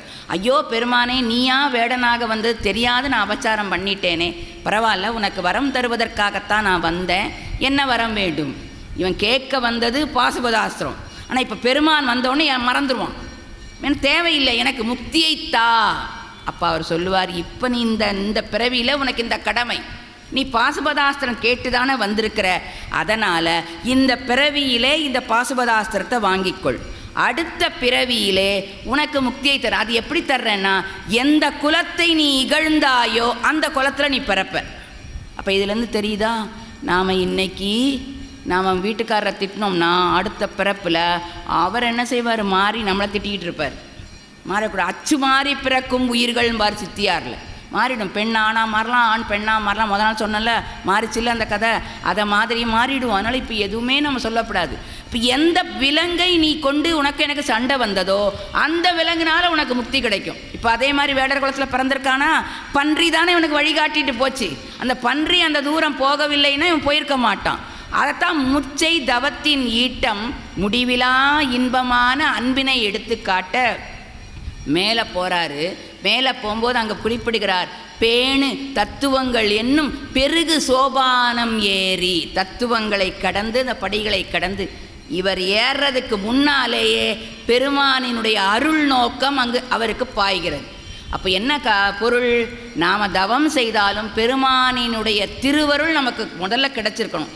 அவர் திருவருள் கிடைச்சாதான் இல்லையா, காட்டுவித்தால் யாரொருவர் காணாதாரே, காண்பாரார் கண்ணுதலாய் அவன் காட்டவில்லை, அவன் அறிவிக்கவில்லை என்றால் நமக்கு ஒன்றும் தெரியாது. அவன் தான் அறிவிக்கிறான், அவன் தான் செயல்படுத்துகிறான், அவன் தான் அந்த அருளை. அதனால் இவன் போகிறதுக்கு முன்னால் அந்த அருள் நோக்கம் இவருக்கு கிடைச்சது. மேலே 2 பேரும் நானும் திண்ணனும் போகிறாங்க. அங்கே போனால் மேலே போய் பார்த்தீங்கன்னா அற்புதமாக இருக்கும். ரொம்ப மலை பெருசு. இப்போல்லாம் ஏற முடியும்னா அப்போ ஏறினது பயங்கர. இந்த பக்கமும் ஒரு இது கிடையாது, இந்த பக்கம் கிடையாது, வெறும் இது மட்டும்தான் இருக்கும். இன்னும் அப்படி தான் இருக்குது. அப்போ அங்கே போன பெரிய சிவலிங்கம் பார்த்த உடனே இவனுக்கு என்ன தோணுச்சு, ஐயோ பெருமானே நீ தனியாக இருக்கிறியே. அவர் எப்படி, இந்த வேடர்கள் நடுவில் சிங்கம் புலி மிருகங்கள் மத்தியில் நீ தனியாக இருக்கிறியே, ரொம்ப பசிச்சிட்டு இருக்கிறியேன்னு பிடிச்சி சிவலிங்கத்தை பிடிச்சி கட்டி அழுதானா. இவன் ஏதாவது படிச்சிருக்கானா, வேதம் தெரியுமா, எதுவும் தெரியாது. ஆனால் என்ன அன்பு என்கின்ற அந்த கயிற்றால் கட்டப்பட்டு எல்லாத்தையும் மறந்துட்டான். கூட வந்தது இந்த உலக பேச்சு. அதோ மேலே ஏறும்போது அங்கே தேவ துந்துபி 5 வகை சங்கநாதங்களெல்லாம் இவனுக்கு கேட்கிறது. இது என்ன சொல்கிறார் திருமூலர், நமக்கு பக்தியின் உச்சியிலே வந்தால் 10 விதமான ஒலிகள் கேட்குமா. சங்கொலி, கடலலை ஒலி, இதெல்லாம் கேட்குமா. உங்களுக்கு கேட்டுச்சான்னு கேட்காதீங்க, அது பக்தியின் உச்சியில் உள்ளவங்களுக்கு, சரிங்களா. இந்த மாதிரிலாம் கேட்டக்கூடாது. நான் பக்திக்கே இப்போ வரல, இப்போ தான் வந்து 1 நாள் 2 நாள் 6 நாள் 5ஆவது நாள் ஆயிருக்கு, சரிங்களா? அவருக்கு கேட்டதாம். அப்போ இவர் அது நாணனுக்கு கேட்கல. அப்போ அவர் கேட்குறாரு, இது என்ன நானா இந்த ஓசை? அதுதான் அவர் பேசின கடைசி பேச்சு, இதுக்கப்புறம் பேசவே மாட்டார்.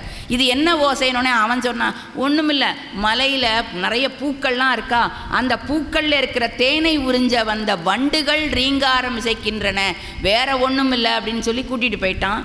இப்போ அங்கே பார்த்த உடனே என்ன நினைக்கிறாரு, எல்லாம் மறந்தாச்சு. தான் வேடர் குலமோ வேட்டைக்கு வந்ததோ கூட நாணன் வந்திருக்கான எதுவும் தெரியாது.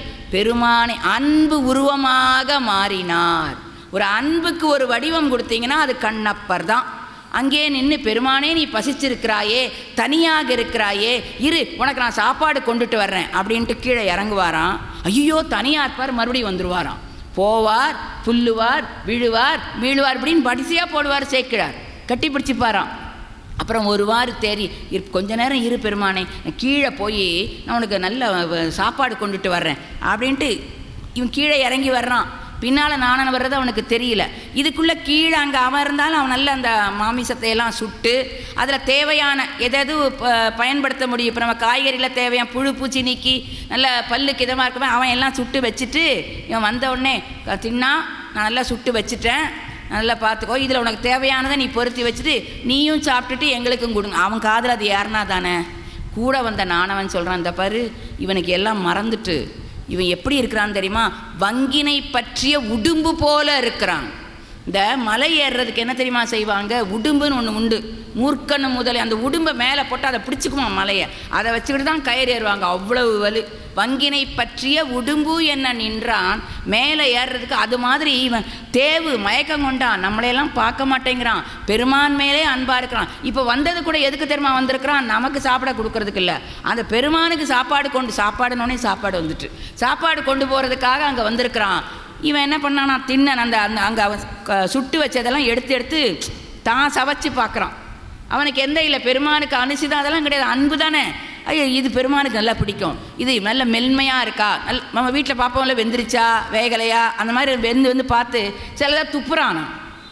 பக்கத்தில் இருக்க காடங்கள், இவன் எனக்கு என்ன, இவன் துப்பி போடுறான், இவனும் சாப்பிட மாட்டேங்கிறான், நமக்கும் தர மாட்டேங்கிறான், இவன் என்ன பண்ணுறான் பாரு. அவன் மயக்கம் கொண்டான். எல்லாம் நல்ல பொருள்களையெல்லாம் எடுத்து ஒரு இலையில் வச்சுக்கிட்டு, இவன் முதல்ல போனப்போ பெருமான் மேலே பூவெல்லாம் இருந்தது.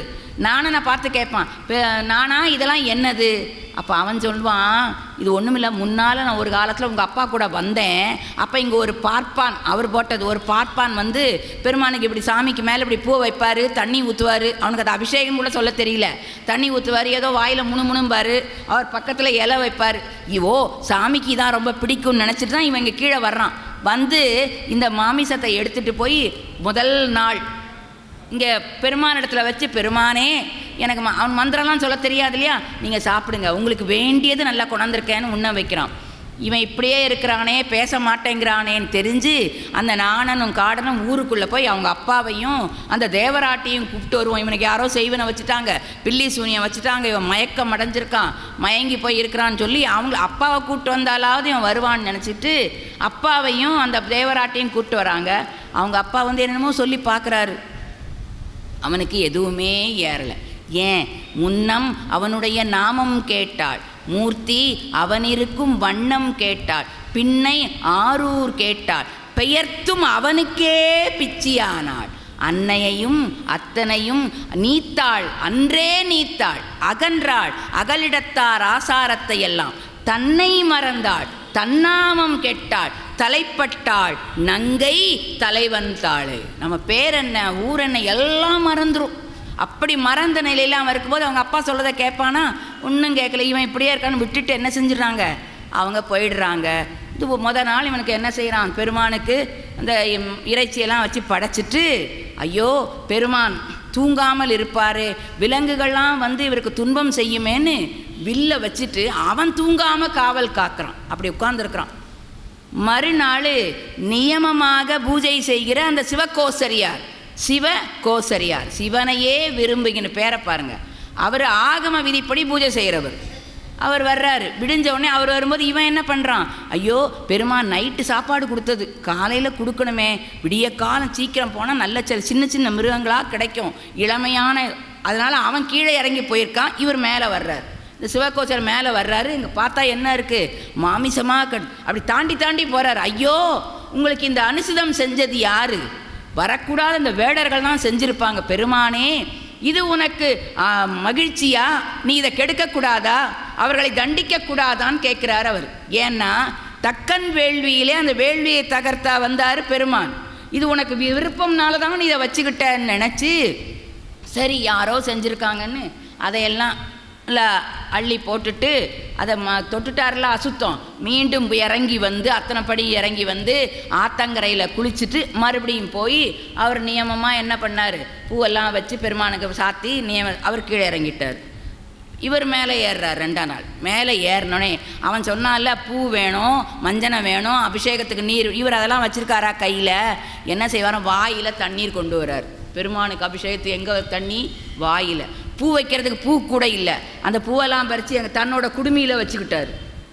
ஒரு கையில் வில்லு, ஒரு கையில் பெருமானுக்கு நல்ல எப்படி நல்ல மெல்லிசான அந்த மாமிசங்களை. பெருமானுக்கு பல்லு வலிக்குமா அவருக்கு, அதனால் மெல்லிசா சாப்பிட்ற மாதிரி. இப்போ நமக்கு முறுக்கெல்லாம் சாப்பிட முடியலன்னா காப்பியில் ஊற போட்டு நம்ம சாப்பிடுதோம்ல, அதை மாதிரி அப்படி அவன் அதை சுட்டு அவரே நல்ல வாயில் வச்சு வச்சு பார்ப்பாராம். சுவை அத்தனை எடுத்துகிட்டு வந்து இங்கே வந்து வந்தால் பெருமானுக்கு இப்படி மாலையெல்லாம் போட்டிருக்குது.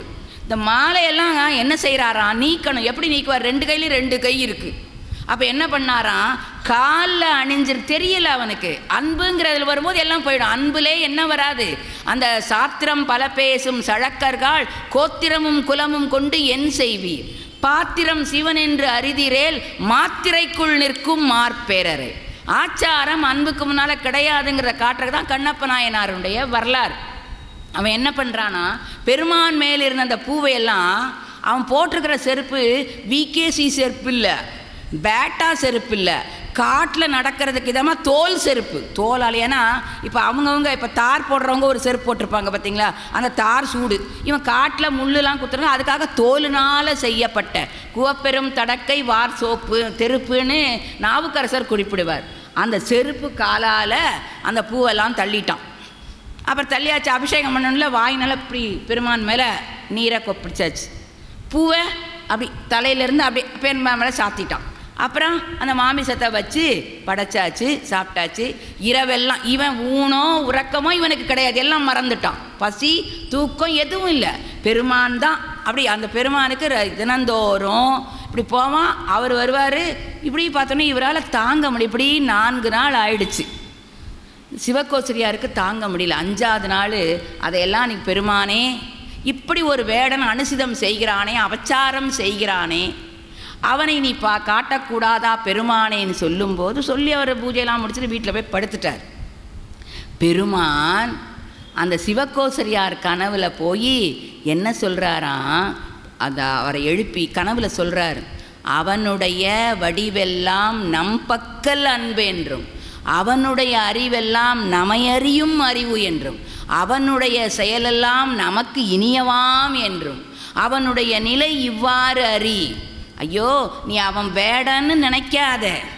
அவன் யார் தெரியுமா, அவன் காலால் மிதித்து என் தலையிலேருந்து பூவெல்லாம் கழட்டுறானே, அந்த கால் மிதியடி எனக்கு எப்படி இருக்குது தெரியுமா, என்னோட மகன் முருகன் வந்து காலை மிதித்தா எப்படி இருக்கும், குழந்தைகள் மக்கள் மெய்த்தீண்டல், குழந்தைங்க மிதித்தா தாங்கிக்கிடுவோம் இல்லையா, அது எவ்வளோ பேர். அந்த மக்கள் மெய்த்தீண்டல் அவருக்கு இன்பம், பெற்றோருக்கு இன்பம்.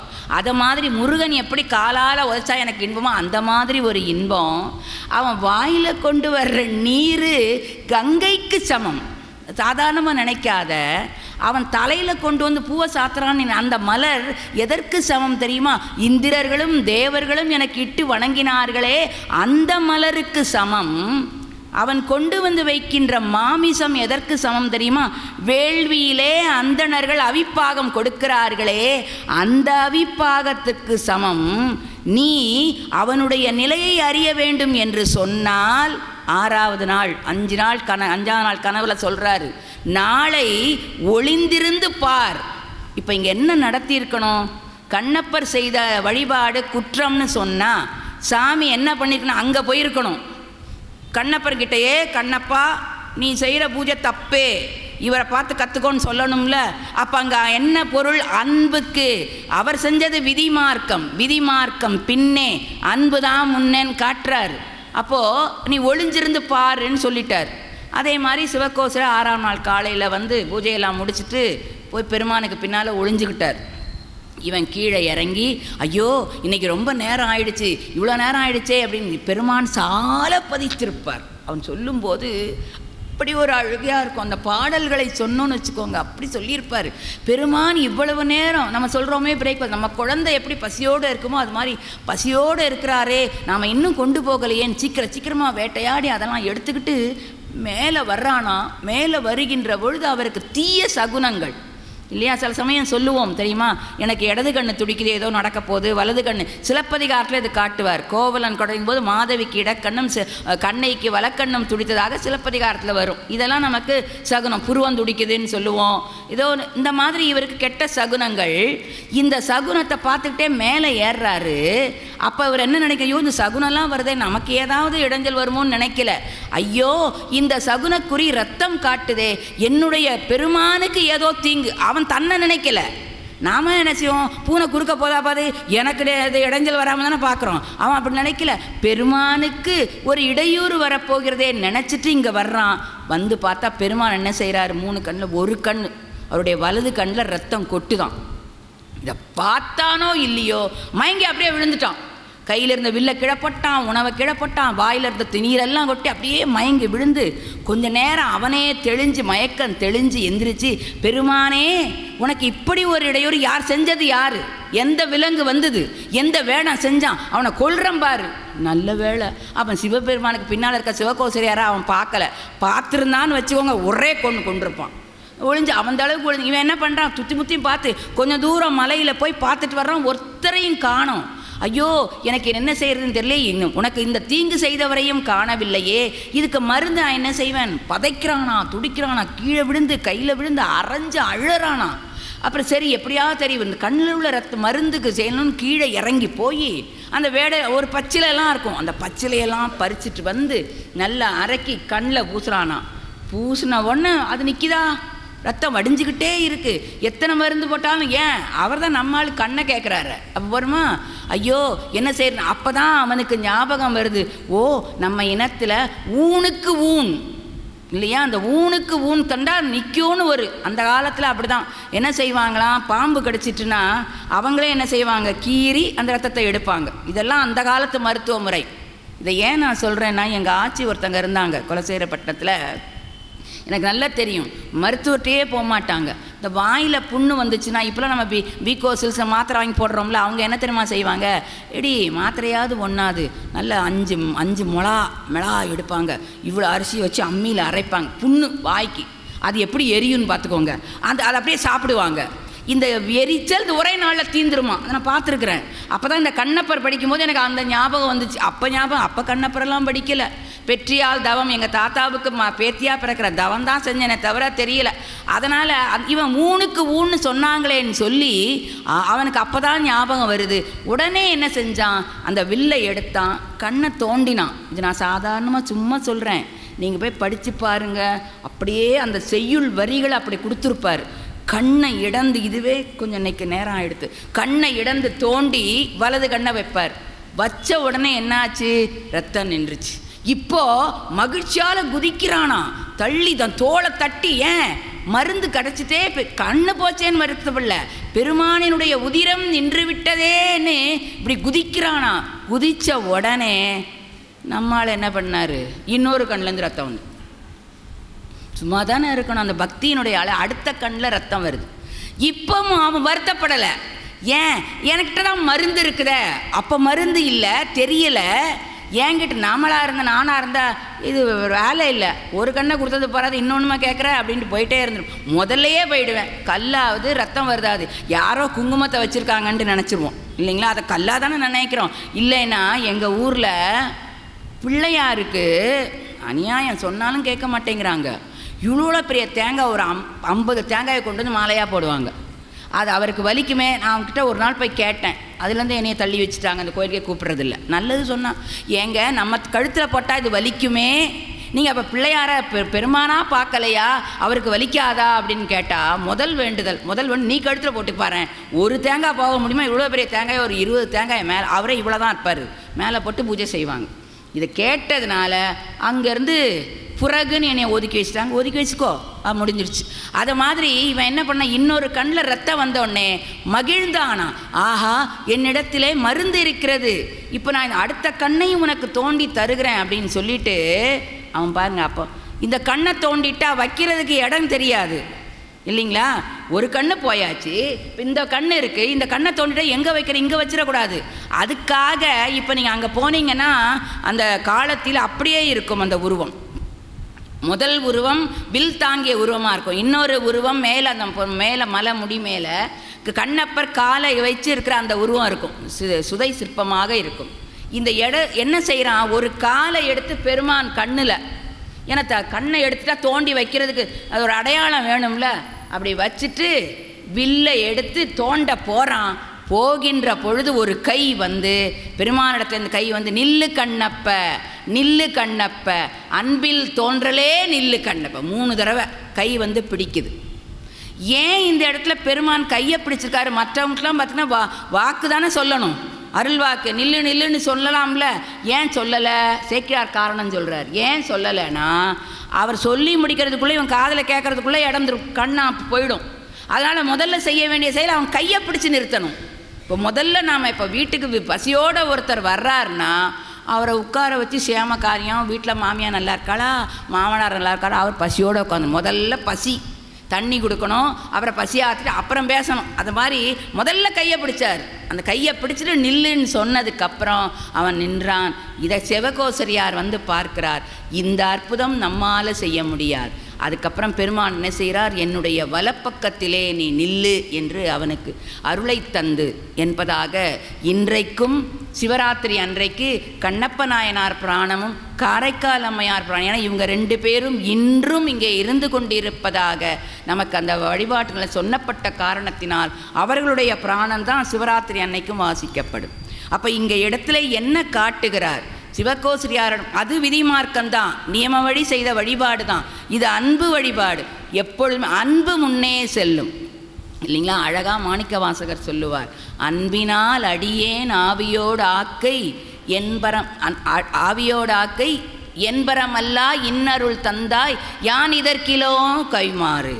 அன்பு, அந்த அன்பை காட்டி கண்ணப்பன் ஒப்பதோர் அன்பின்மை கண்டபின் என்னப்பன் என்னொப்பில் என்னையும் வா என்ற வான் கருணை சுண்ண பொன்னீற்றற்கே சென்றுதாய் கோத்தும்.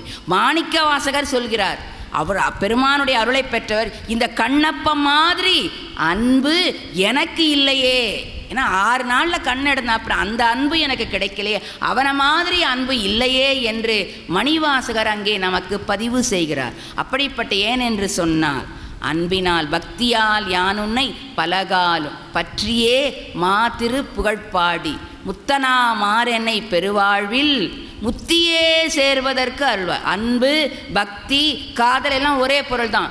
இன்றைக்கு காதலுங்கிறத வேற சொல்லி கொண்டு போயிட்டோம்.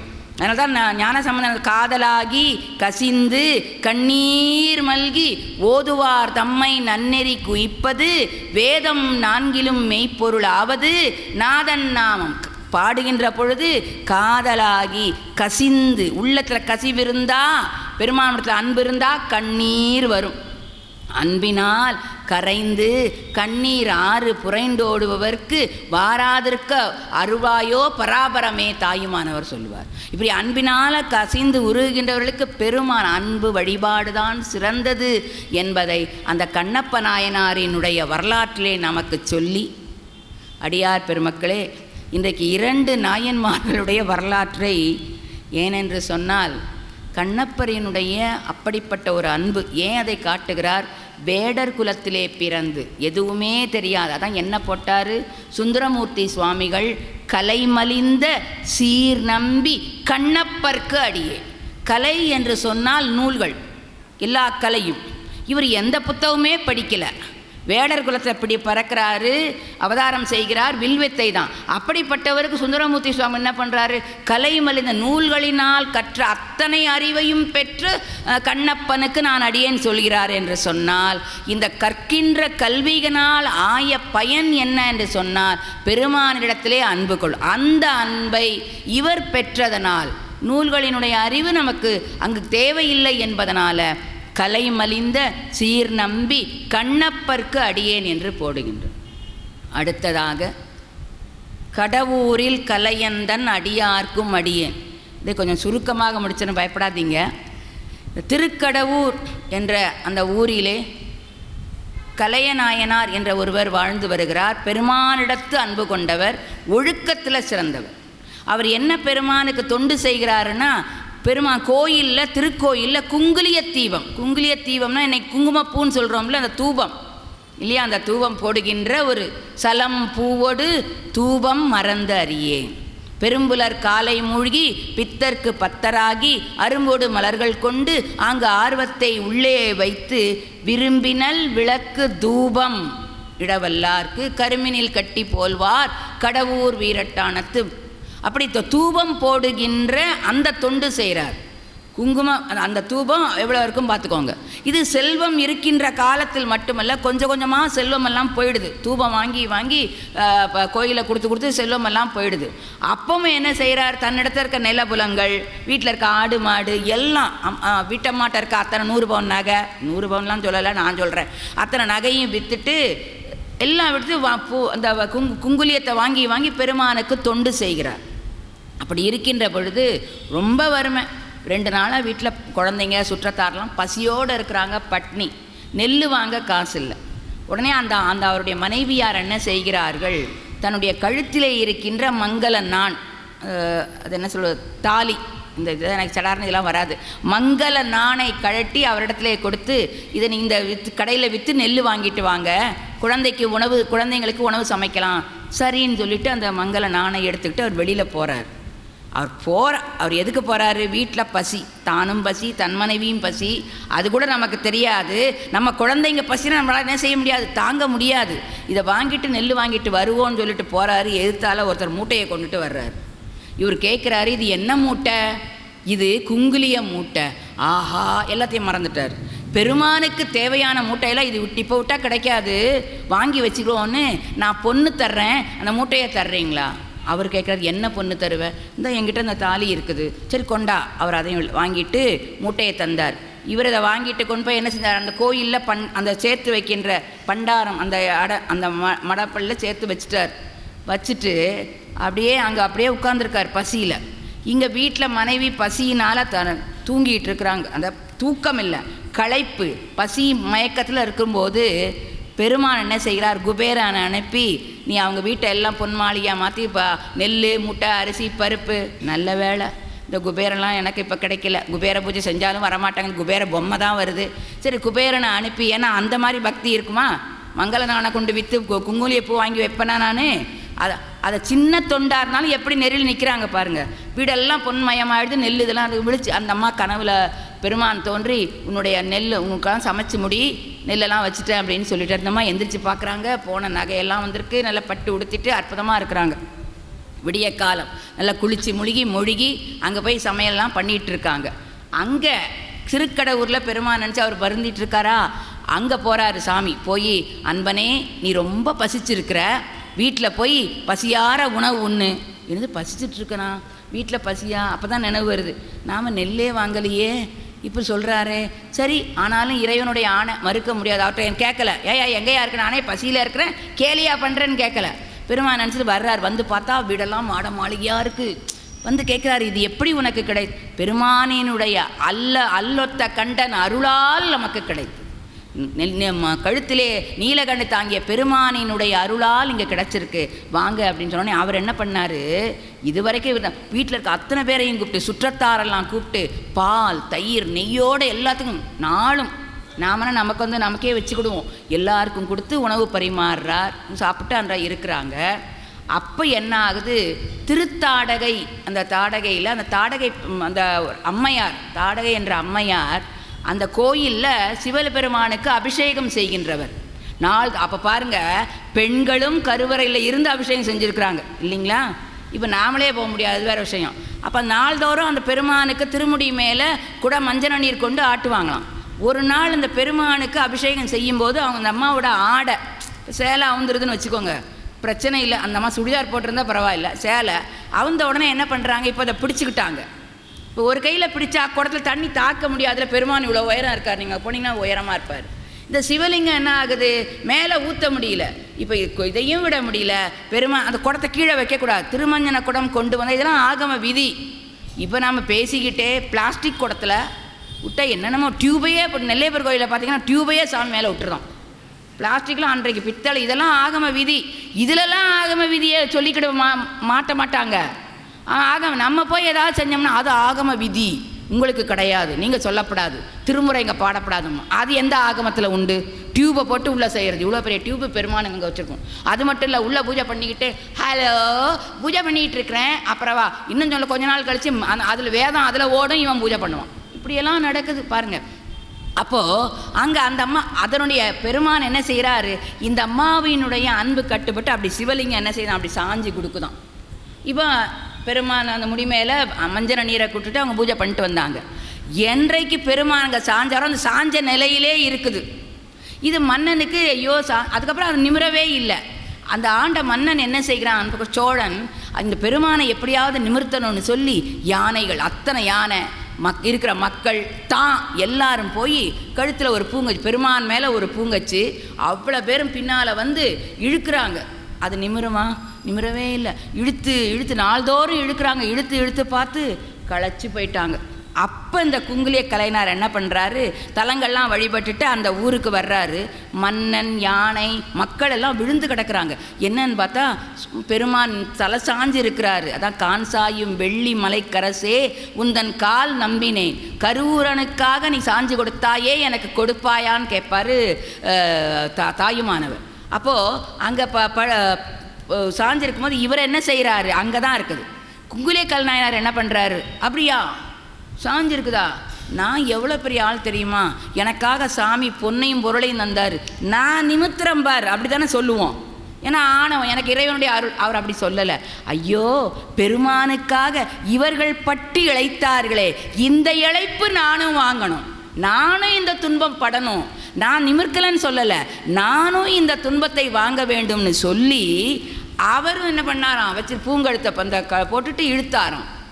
இப்போது இதுவரைக்கும் நிமிராத அந்த பெருமான் ஒருமைப்பட்ட மனத்தோடு அன்பு என்னும் நார் கொண்டு இழுக்கின்ற இந்த நாயனாரின் அன்புக்கு கட்டுப்பட்டு அந்த பெருமானுடைய திருமேனி நிமிர்ந்ததாம்.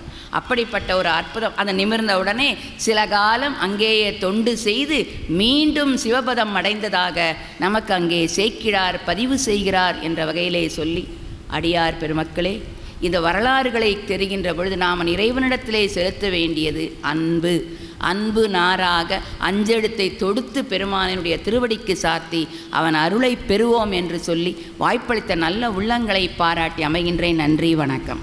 உங்கள் இதயங்களின் எண்ணமாய், உங்கள் பதிவுகளின் வண்ணமாய் தாமிரா வெப் டிவி. உங்கள் பதிவு நிரந்தர பதிவு.